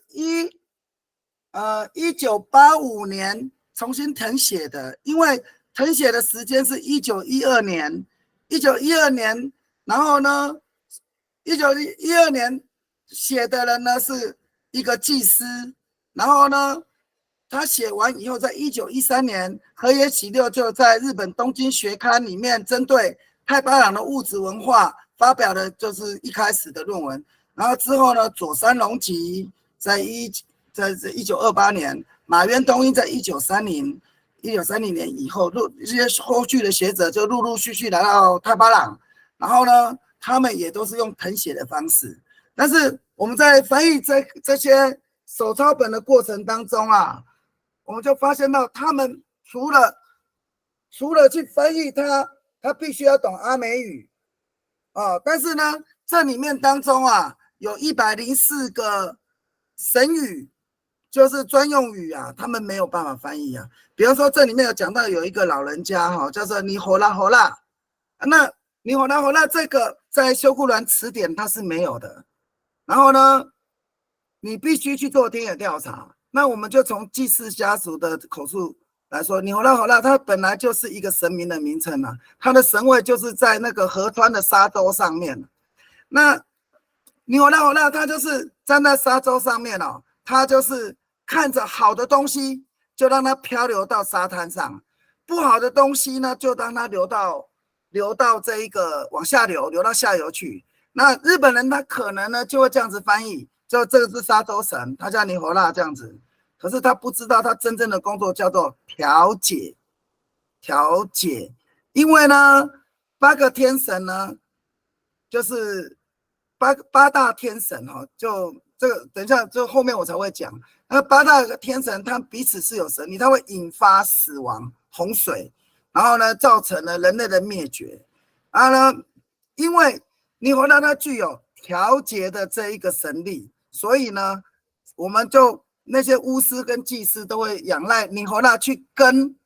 这一个马拉道哦，这个杜马欧尔哦，我跟大家说明一下好了。那8大天神就是第一个是他第一个提到是掌管海洋的神哦，叫沙瓦朗奥。沙瓦朗奥，那沙巴朗奥就是因为沙瓦朗奥他这个而来的。然后第二个就是马根更，哦，他是管理土地的。然后第三个呢，马斯拉，他是管理人的开始。第四个是马拉道，他是太阳神，他是最高的天神。然后第5个是管理灵魂的，是老星奥。然后第6个呢，这一个是杜马欧尔，它是管理植物的。最后一个是管理动物，叫瓦尼念。这8个天神，然后这8个天神它就是所谓8大个大神，然后用那个马拉道所掌管。那所以那个里面讲到了那个你火辣的这个沙滩的神呢，就是因为说他们有的时候超出人类的界限的时候会造成灭绝，所以呢必须透过这个你火辣去供养他，然后呢去请他去跟这个8大天神做调解啊。但是日本人他从字面上去翻译出来没有办法去解读，所以就必须要仰赖族人呢，他从中里面去做田野调查来做解读这样子。那目前有被我们接受的手抄本是奇美部落，还有太巴朗部落。那所有的海岸部落因为都缺乏我刚所讲的2个断绝字、7个自创字，所以呢我们就是没有去接受它这样子。所以那目前以那个奇美的手抄本应该在他们的那个教会，然后呢太巴朗的手抄本就是存在这一个那个和玉兰这个嘎吉达岸那边哦，然后再来就是万隆财哦，还有这个嘎鲁拉盖这3户。那曾经有一度中央研究院认为说太巴朗的手抄本都不一样啊，事实上我们去调查之后3个都是一样，没有不一样的地方啊，所以这个就等于说其实原住民很可怜啊，原住民就跟他讲说是一样，他也认为是不一样，所以当然就会有很多不同的研究、不同的看法说出来了哈。对，那你要提到的第3个问题哦，阿美族生命起源的根据除了口传之外，有没有考古的文物？这个部分有点难度哦，有点难度，因为呢，我们在去年的寒假，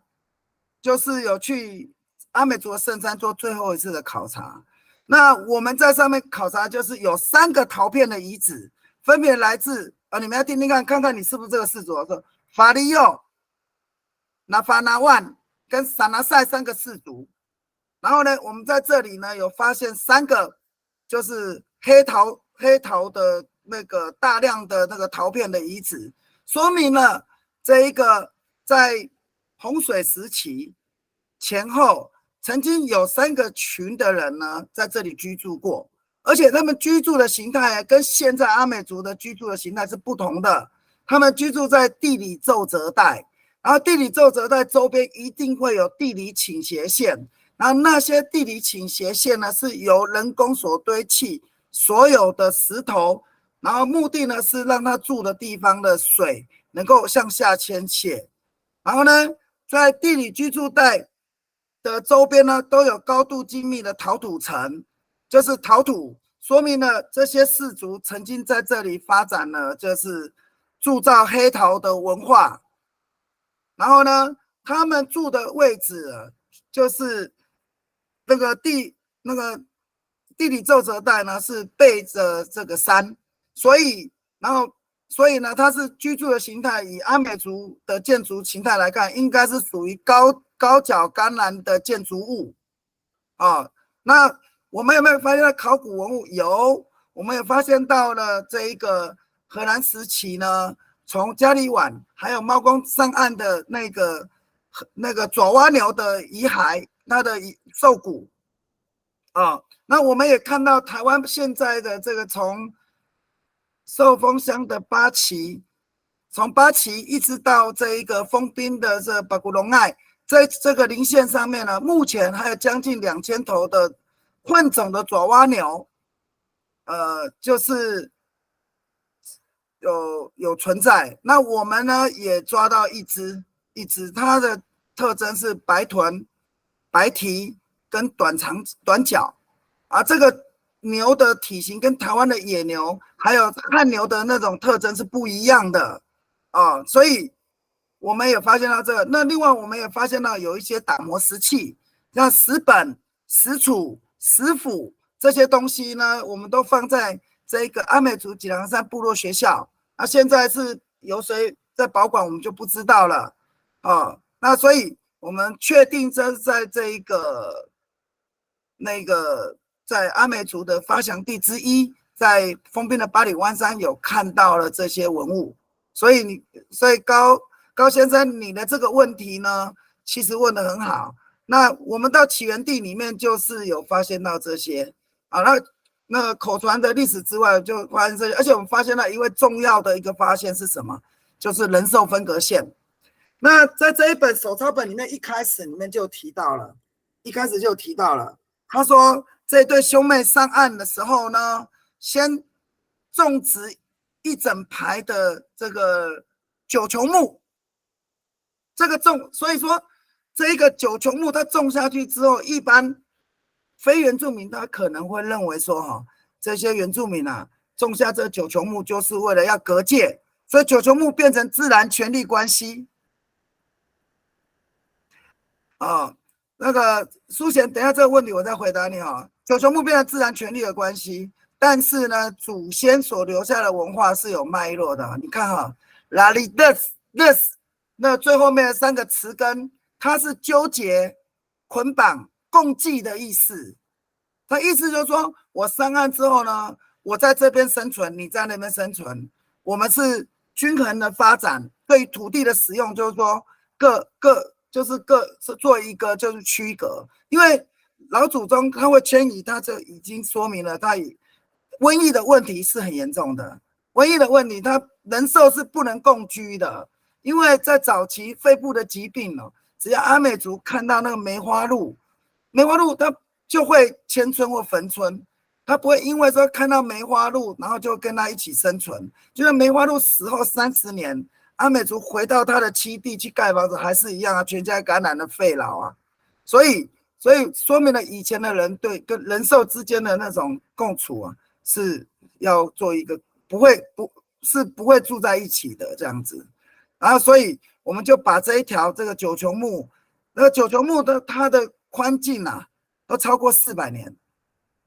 而且是一个行列的，它不是像一个陵园的这树林的那种形态，它是就是沿着这个地理的那种，就是好的地是人在住的，那不好的地是动物在住的，他就把它盖了一整条去了。所以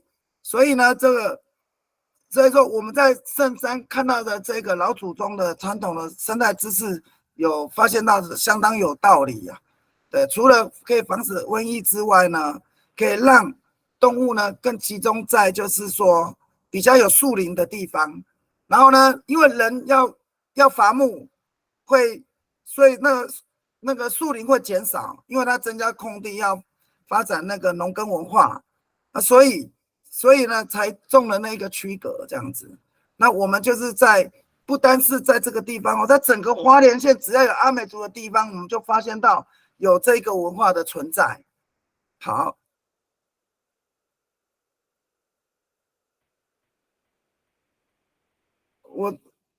高升龙先生，我支持台湾为南岛文化起源之一，但是我只能支持，就是说在某个时候，而不是全然的起源之一，因为这个当中我们也知道说，这个五胡乱华等等的一些中国人的一些问题存在嘛，还有就是冲绳人，他们就是基于南岛的资源的再来就是说那个欧洲的航海文化进入到南岛地区，所以这个南岛文化起源的部分是要看你在什么样的环境、什么样的年代、什么样的族群来支持它。所以说它变成只是一个片面的一个起源之说，我不会就是全然的认定就是一个起源之说。然后现在就是林淑贤同学，你的问题就是高脚甘南建筑物，我举个例子哈，在花莲县光复乡的太巴朗部落，原本呢在利大溪的周边呢，有发展一个叫做集团捕鱼的文化。那这个集团捕鱼文化呢，就是在周边呢都会有高脚屋的存在。但是呢，到民国84年的时候呢，这些东西呢，因为有一段时间不知道大家有没有印象，大家都跑到都市去绑钢筋。然后回到部落里面，就把这些东西拆掉啦，就盖成那种所谓透天建筑物，因此高脚甘南屋就消失掉。但是这边要讲一个故事，就是说，在民国84年的时候呢，太巴朗部落我还看到最后一个那个高脚屋是在现在的这一个太巴朗桥，过了太巴朗国小接马大安的那个桥头，那桥头有一个人呢，外号叫桥头龙。他盖的那个公寮是高脚屋，但是不巧，在民国85年到88年之间吧，光复乡公所他就以拆除废弃物就把它拆除掉了，所以这个高脚甘南屋在民国85年就是正式消失在太巴朗部落，但是我相信其他的部落还有可以看得到了。对，我相信其他的这一个其他的部落仍然还是可以看得到的，这样。好，那对，不客气。这个灯火塔，我们好，灯火塔的部分哦，我现在把照片给大家看看，你们能不能看得到哦？这个灯火塔的照片是在这个位置，我看看。哇，没有吓到，或许在书本，等一下我找看看，应该会有灯火塔的照片。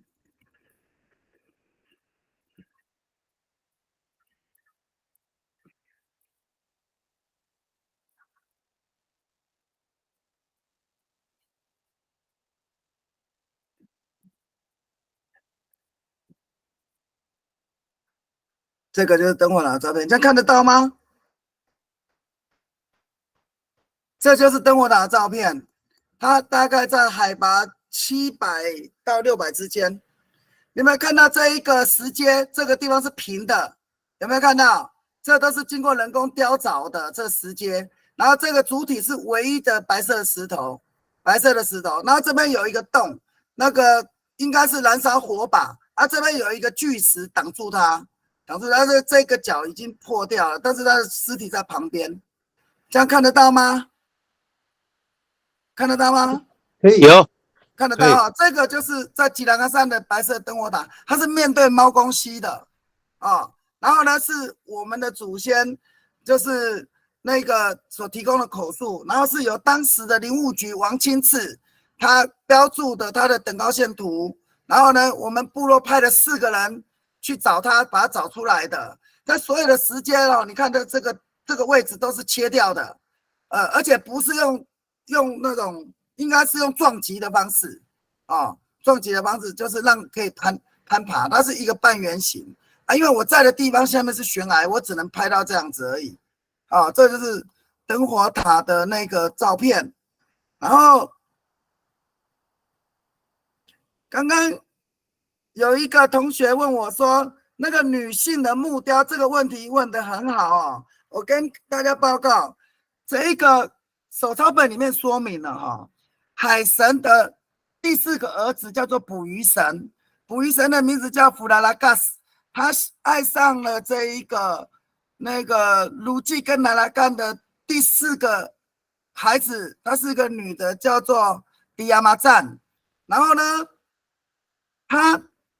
就是见到他之后呢，5天之后他就来提亲，然后呢来的时候引发了海啸，然后这个发光的女人就回头对父母讲说：“爸爸妈妈，我要离开了，那我注定这一生要跟着他走。如果以后你们要找我的时候呢，我就会化作这个东方红啦，但是也有部分的族人把它翻译成东边的月经啦。然后呢，就说那个你如果想要吃鱼的话，你就把米糠撒到海里面，同时双手前后摆动，我就会保佑你们有满满的丰收的渔获了。啊，因此基本上现在所有我们看到阿美族很多巫师或者一些祭仪啊，都有双手前后摆动的这个动作，其实当时是只限于这是祈雨啊，祈求渔获的动作，但是好像慢慢的大家都在沿用它，就是有那个房屋落成也在用。那我一直去找说房屋落成为什么要用这个动作，然后呢，就是有婚丧喜庆也都做这个动作，而导致呢这个可能神明会被误解，所以现在这在原住民部落周边的水沟也有很多鱼啊，是不是这个过程？那是开玩笑啦。但是我们所查到那个典故哈，这个阿美族双手前后摆动的这个祭仪的动作，基本上是为了祈求渔获的动作的祭仪啊，而不是说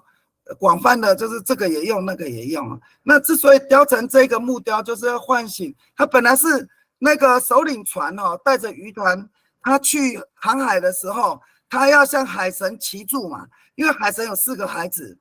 第一个孩子呢叫做纳达艾，他是独木舟神；第2个孩子呢叫做嘎利瓦善，嘎利瓦善呢他是雨神；第3个孩子呢叫马拉利杜，他是风神；第4个孩子是捕鱼神，叫弗拉拉嘎斯，这样子。所以阿美族的那个海洋的祭仪是多神重集信仰，它总共有16个神祇。然后呢，我们为了就是说让后代知道说那个是发光的女人，本来是要雕一个神柱，和那个祈祷就说不如就是雕一个发光的女人，因为她正在装米的时候，你看她那个木柱下面是一个木臼嘛，然后呢她去提水，所以她头上有个水，水上面还有一个航针，就是一个圆圆的一个洞，然后呢他老人家就说这个柱子把它改成这样子，那以后因为没有经费嘛，所以就干脆把神话的故事、口述的传说跟这个祭仪的文物啊搞在一起，这样子啊。但是我们在做海祭的时候，都会就是明确的告知后世哦，说这一个就是跟那个发光女人的故事是有关联的这样子。然后它本来就是一个神柱而已，就是当时这个渔团呢，就相当于现在的头目，他的渔团领袖，他带着渔团去抓金鱼也好，或者是发生瘟疫了，就集结变成海上的部落也好。然后呢，就是在那个就是他就是装置在那个有祭祀的这个船上，就是通常就是领袖在用的，所以我们就把它装到那边了。然后呢，这个是我们复刻的，是依据这本口述历史，好，这一本。然后呢，还有我们这是民国85年开始的田野调查里面当中，我们把它加在这个部分了。然后这个女性的木雕有什么意义？这个女性木雕的意义就来了哦，就是说以前渔团哦出海的时候呢，据我们所知呢，是要有后代的才能出海。所以你们这几天会听到一首古调，就是凿鼻穿耳的人到那边去脱裤子，把你的遮阳布脱下来给太阳神照，然后呢，请马斯拉来祈求你生子。他这个是就等于是最早的祈阳祭。那换句话说，就是说明了渔团他出海的时候，他是要有后代的人嘛，他是有后代的人那一个才可以出海啊。那没有后代的人呢，你就必须要接受部落的处置。然后呢，这个时候呢，就会发现到母系社会的那种教化功能。母系社会的当中有2个角色一直没有被人家定义，就是骂姨。那个骂姨，这可能就是那个骂姨的阿姨或者骂姨的妈妈，这是骂人的。这个骂人的人，他在部落里面是不会造成，就是会得到谅解的。他主要就是说，头目在领袖整个部落的时候呢，不能单靠他的单一的领导。母系社会呢，就是有一些婆婆妈妈讲话尖酸刻薄啊，或者这种旁边就是激励你，就是它的功能就是社会教化，让整个部落的渔团呢成为有一个团体，有一个一致性，不要有异心，然后呢要就是促成一个社会集体的一种状态。然后呢，所以这个女性木雕就说明了母系社会是有存在的，是有它的价值的。那我们现在在反思，现在所有的活动几乎都以父权社会的状况呈现。然后呢，我们母系社会的那个哀婆就是叫你行事要小心，家里有人往生了，要代表出来，用唱的方式来说明他的这一个往生者的他的生命事迹，或者是回应来宾所提供的问题。这个角色一直在人类学上还没有受到教育学，还没有受到部落的，还没有受到定义。那因此，我们就可以发现到母系社会的角色里面当中存在的哀婆，还有这一个骂姨这等等的这些东西，如果把它定义好的时候呢，你就会发现到母系社会在当时是跟一个部落存亡是有关系的。我举个例子，渔团出去是要面对死亡跟危险的，所以巴达鲁玛就是男士呢盖的房子是女士来继承，因为他这一出海回来是不见得会平安，会活着回来，他也可能也被别的部落遭罪走了。所以母系社会在当时的阿美族社会就有它实质的存在的价值。像这样子的论述，你本身没有在阿美族待得很久的学者，他是没有办法体会的，也没办法体现的。所以我们一直常常在讲母系社会。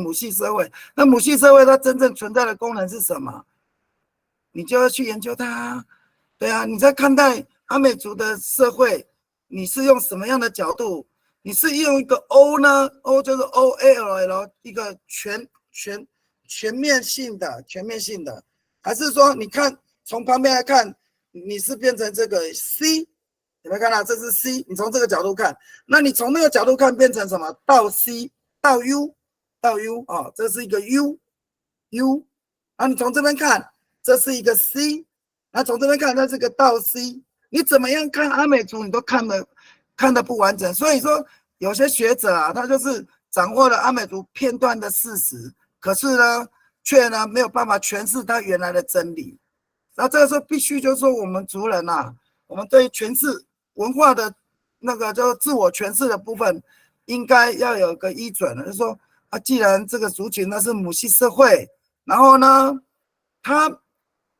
你就必须研究它，那不然你应该怎么样呢？就是说，就像我现在一直在追那些老人啊，一个一个的走，然后有些问题都没有办法得到解答，所以必须要在这个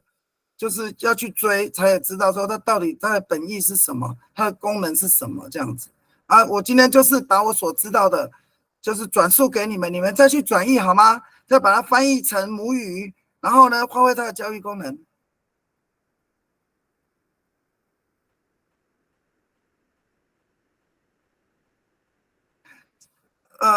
这个问题，一个渔团的问题，它是分为3个部分。第一个就是领袖船，领袖船呢，它就是领导整个渔团出去。然后呢，渔团的部分呢，它还有作业船，作业船呢，就是说再去抓鱼的，或是载货物要去交换的。你端看呢，这个祭司在出海之前，他下达了什么样的天权神授的指令？然后呢，头目呢，依据航海的图，还有那个你看那个神像上面有一个圆圈圈，那个叫做航针。他用那个东西去比对航海图跟星象。然后呢，另外呢，比较小的船呢，那个叫做就我们现在叫交通船，它是负责运补的。这就是我们所调查，就是说当时阿美族的渔团包含噶玛兰族也是这个样子哦，也是这样子。他们噶玛兰族就是到荷兰人的文献里面，他讲说他是整个团就是往菲律宾、印尼那一带、婆罗洲那一带去远航回来，所以他们就说他们一直掌握不了那个噶玛兰族跟那个巴塞他们的那个渔村的部落的人口状态这样子。同样的阿美族也是一样，这样子所以这个问题我们就发生一个很好玩的问题。我们在长滨问到了一个问题，说在海上你怎么样去领导那么远，海浪那么大声？他说用鼓来传递讯息，然后呢，或者就是说用鼓，或者是说反正渔团有他的怎么讲？因为我们不能绝对的去说明，就是说一定是用鼓，但是呢，他的领导作业体系里面当中有一套可以就是让所有的那个整个渔团能够配合的一个指令。那当然可能各部落的做法是不同，但是我们听到的它是用鼓那种鼓呢，它是像一个8字形，是绑在腰上的那种鼓这样子我们有听到了这一段。然后呢，但是怎么操作的话，我们并不是活在那个时间点，所以就不是很了解。然后呢，一整个渔团呢，它在作业出去之前，它有一个渔团会议那就是新的船长跟旧的船长会告诉船员说我们要去哪个地方，然后他会把航针拿出来比对，说你看到了这个东西在这个位置，然后呢要干嘛？所以渔团出去之前会有一个渔团会议这样子。然后呢，这个年龄阶层的问题呢，应该是据我所调查的是，好像是不会在这个部分了，因为渔团都是以家族用拿哨的这样子的一个组织整合成一个类似部落军队吧，或者是远航商队这样子的一个形态出去这样子。然后呢，应该不会用年龄阶层了，因为呢，操作船的人仍然就是这个你的父亲或者是你的长辈他都是用这种世袭的方式来传承这样子。然后呢，你接受任务你是运补的话，你就开小船；那你的接受任务你是抓大鱼的话，你就开那个就是作业船。我们听到的那个当时所记录的状况是这个样子。对，好，那个如果你们去圣山去找这个灯火塔你就要去找那个丰滨的那个吉兰阿善发展协会，它有那个有等高线图然后他的导览人员他们知道位置会带你去这样子。好，那现在就说我们呢，就是讲到这里我就想说在座有很多母语老师，我们来听一首歌好吗？那我们现在这首歌听完之后，我们把它翻译看看谁能够在第一时间把它翻出来，好不好？我们来玩游戏这样子。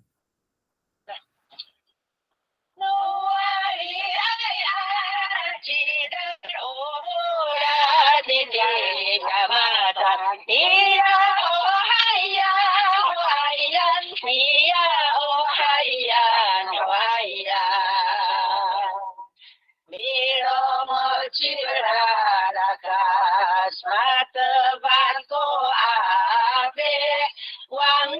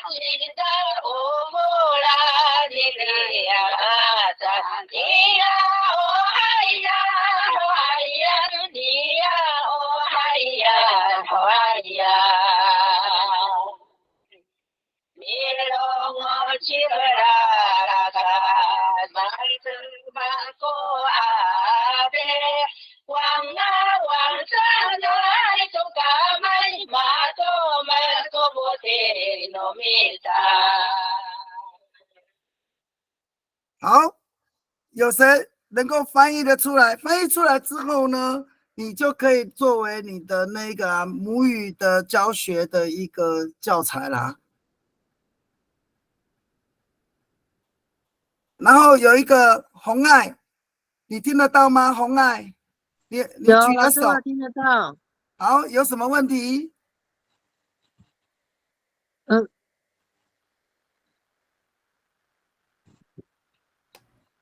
？Hello， 没有，老师，那个歌词有一段就听不太清楚。听不清楚没关系，我会前面不太清楚了，但我知道的后面是米卢乌吉拉拉干啊，后来是加别好，就是马多莫斯古夫定，那前面我就听不清楚了。了解，没关系。换我来说哈。好。米卢乌吉拉拉拉赞，你马德法古阿飞，对，飞就是那个手飞一挥，结果那个鱼在那个那个什么楼里面就装满了很多鱼。对，是这样子。好棒。对，这首歌的歌词就是说，就是他们就是到这个吉兰阿善嘛哈，然后就是那个有看到一个白色的石头然后他就是祭拜的那个海神，他双手挥一挥，然后会获得那个满满的渔获，然后大概就是类似像这样子的一个歌词，但是我把歌词翻译好，跟那个谱跟那个词我再上传给你们好了。可是他怎么会连接到那个阿费呢？阿费就是一个米糠啊。对，因为那个发光的女人被那个捕鱼神带走的时候，她回头过来跟妈妈讲，就是说父母讲说，我注定要跟他走了，然后呢，我要成为那个捕鱼神的太太。那以后呢，你们要捕鱼的时候，只要把米糠撒到海里，双手前后的摆动，我就会保佑你们满满的渔获。这样子，它这个缘由是这样子。好，谢谢。对，然后他们就把这一段那个卡罗拉盖的那个手抄本，他们就是用唱的，他说后代会遗忘，结果唱出来的时候就发现到说那个因为宗教的因素就被禁唱，然后是最近他们才比较开放才拿出来唱这样子。这首歌，对啊，就是你们这样翻译就马上就有答案啦。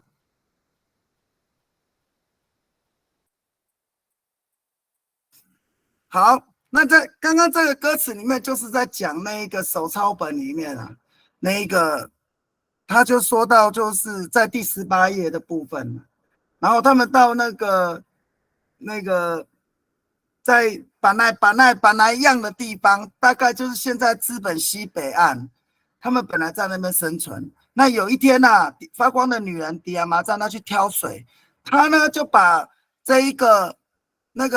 个陶壶放在头上，然后双手的手腕是这样子反握的，然后呢，因此呢，他的那个铜手镯就掉到这里，所以因此你要看他的阿嬷把手镯故意放在上面，那是故意的哦，他是告诉你说我是个勤劳的女人，我是一个很会做家事会挑水的女人。那放到这个手腕的部分呢，是我是个漂亮的女人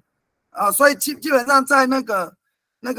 上3代的那个老人家还是有这样子的风俗所以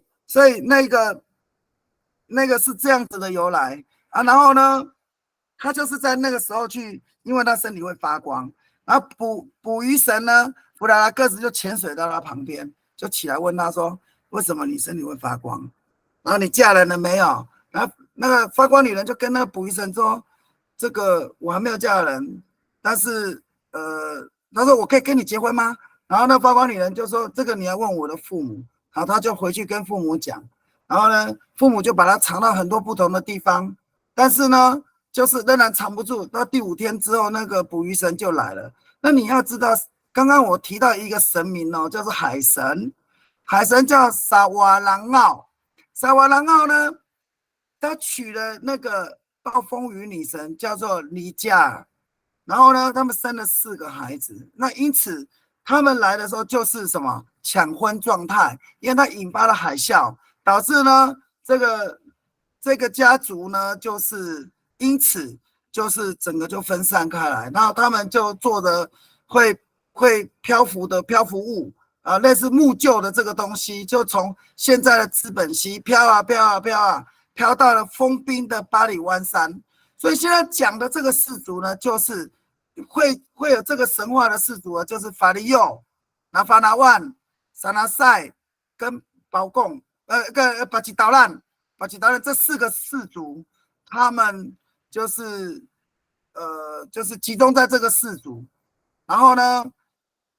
所传说过来。后来我们就去了解，原来这4个氏族被人类学者定义为就是阿美族的中心母语群啊，也就是说。换句话说，你的祖先是从封冰的巴里湾山下来的，那个用语呢，就是你从原来的那个本来一样的地方带入到这个封冰的这个地方，这个系统的后代叫做中心母语群，那其他的都叫做衍生母语群。好，在这个语言人类学是这样子来做解读的。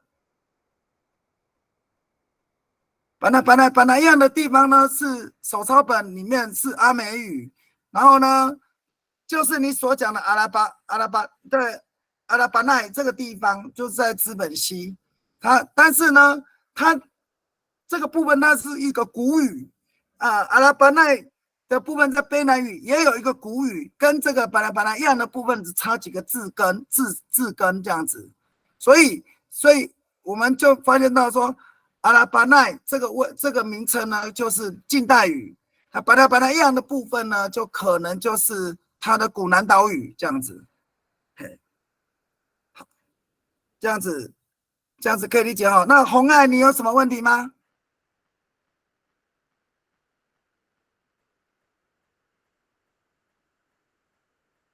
红爱，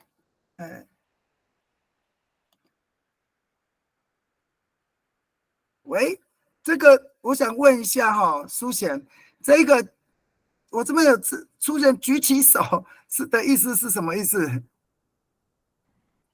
有时候他举手忘记消掉了啦，他可能按到，对哦，那可能还要再按1次才会消掉。哦，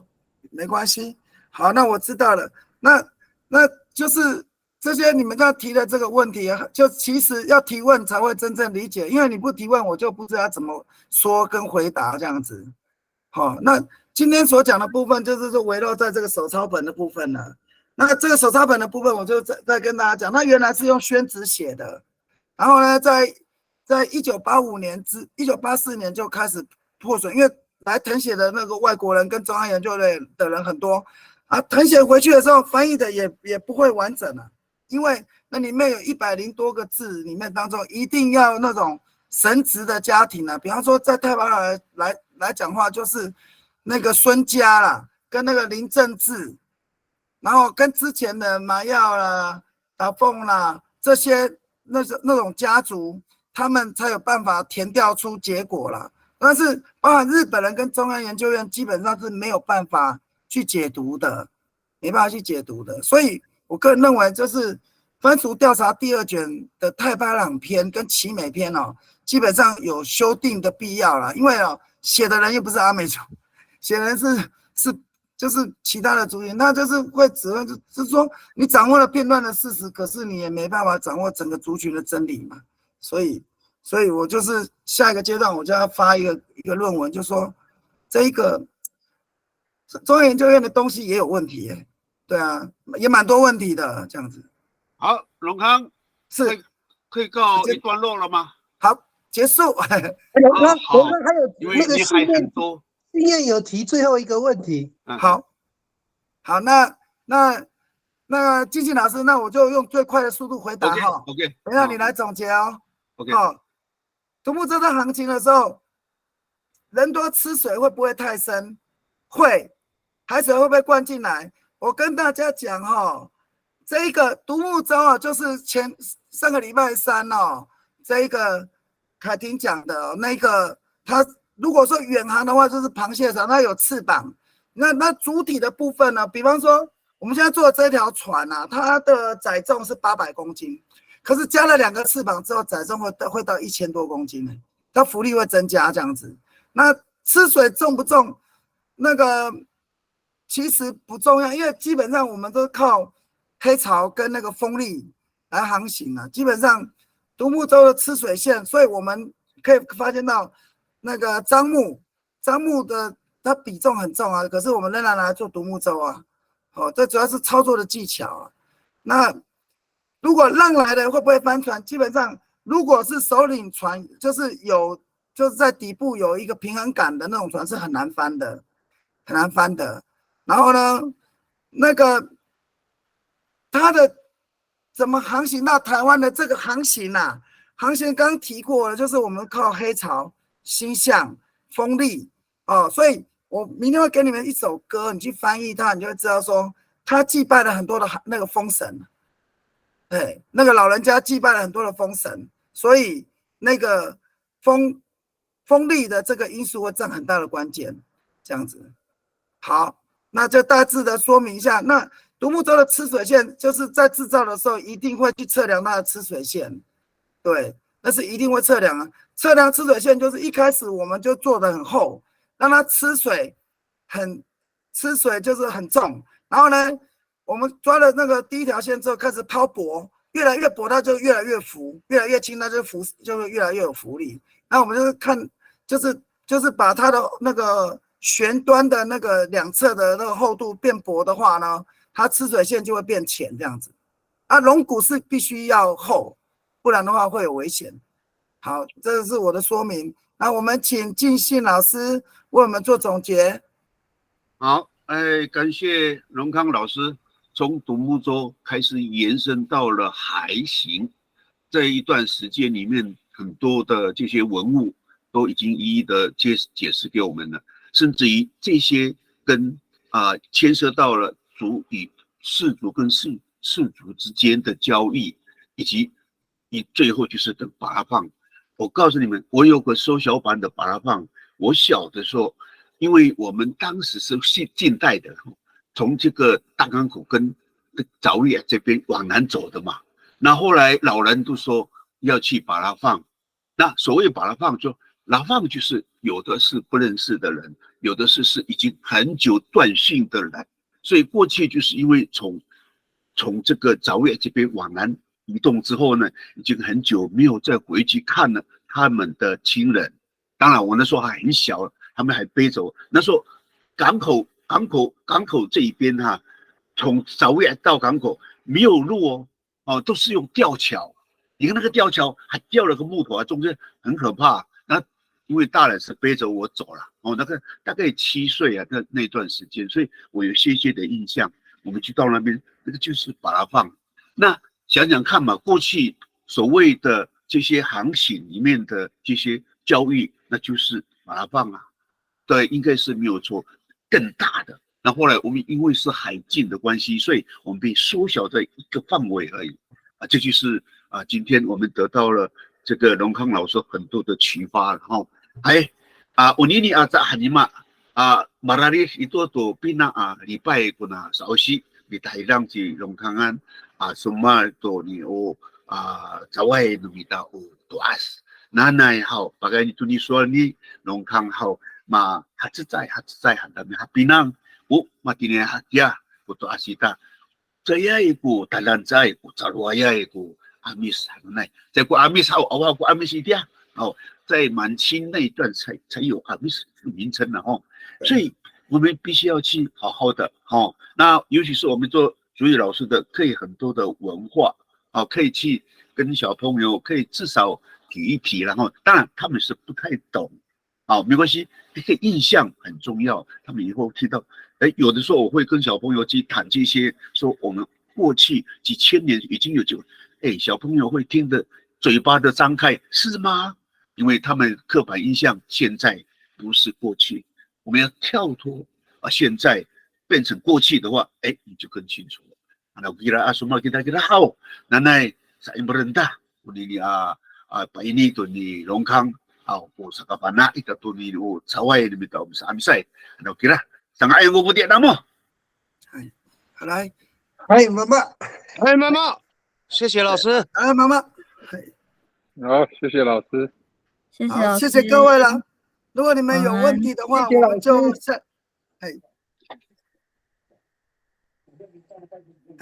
如果有问题的话，我们就下个礼拜三再见啊！如果还有别的问题，就可以随时可以联络我这样子。我知道，我就帮你找答案。好的。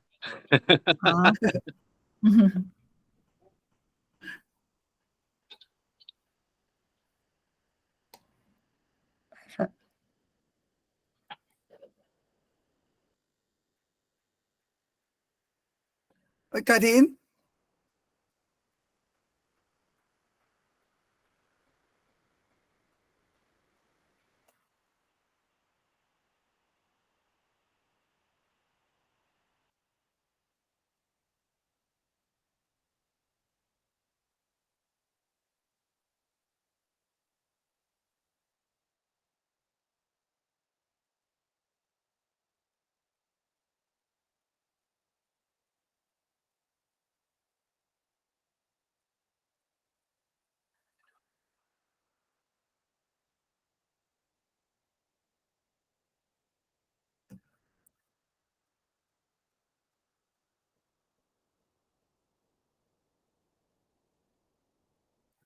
Thank you.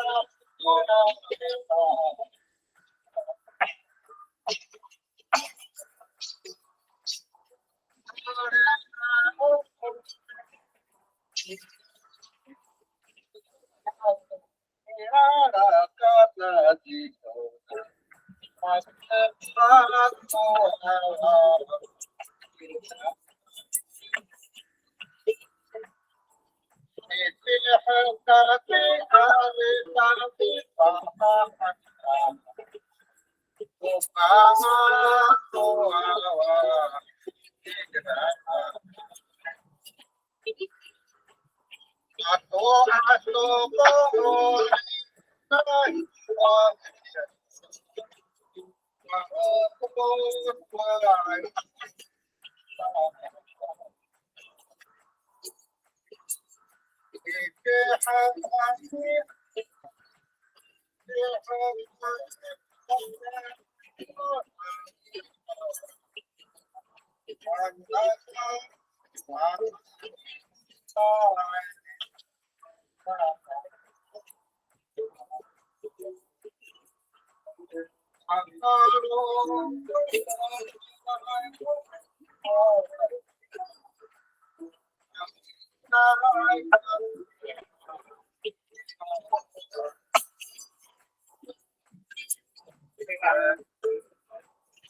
you.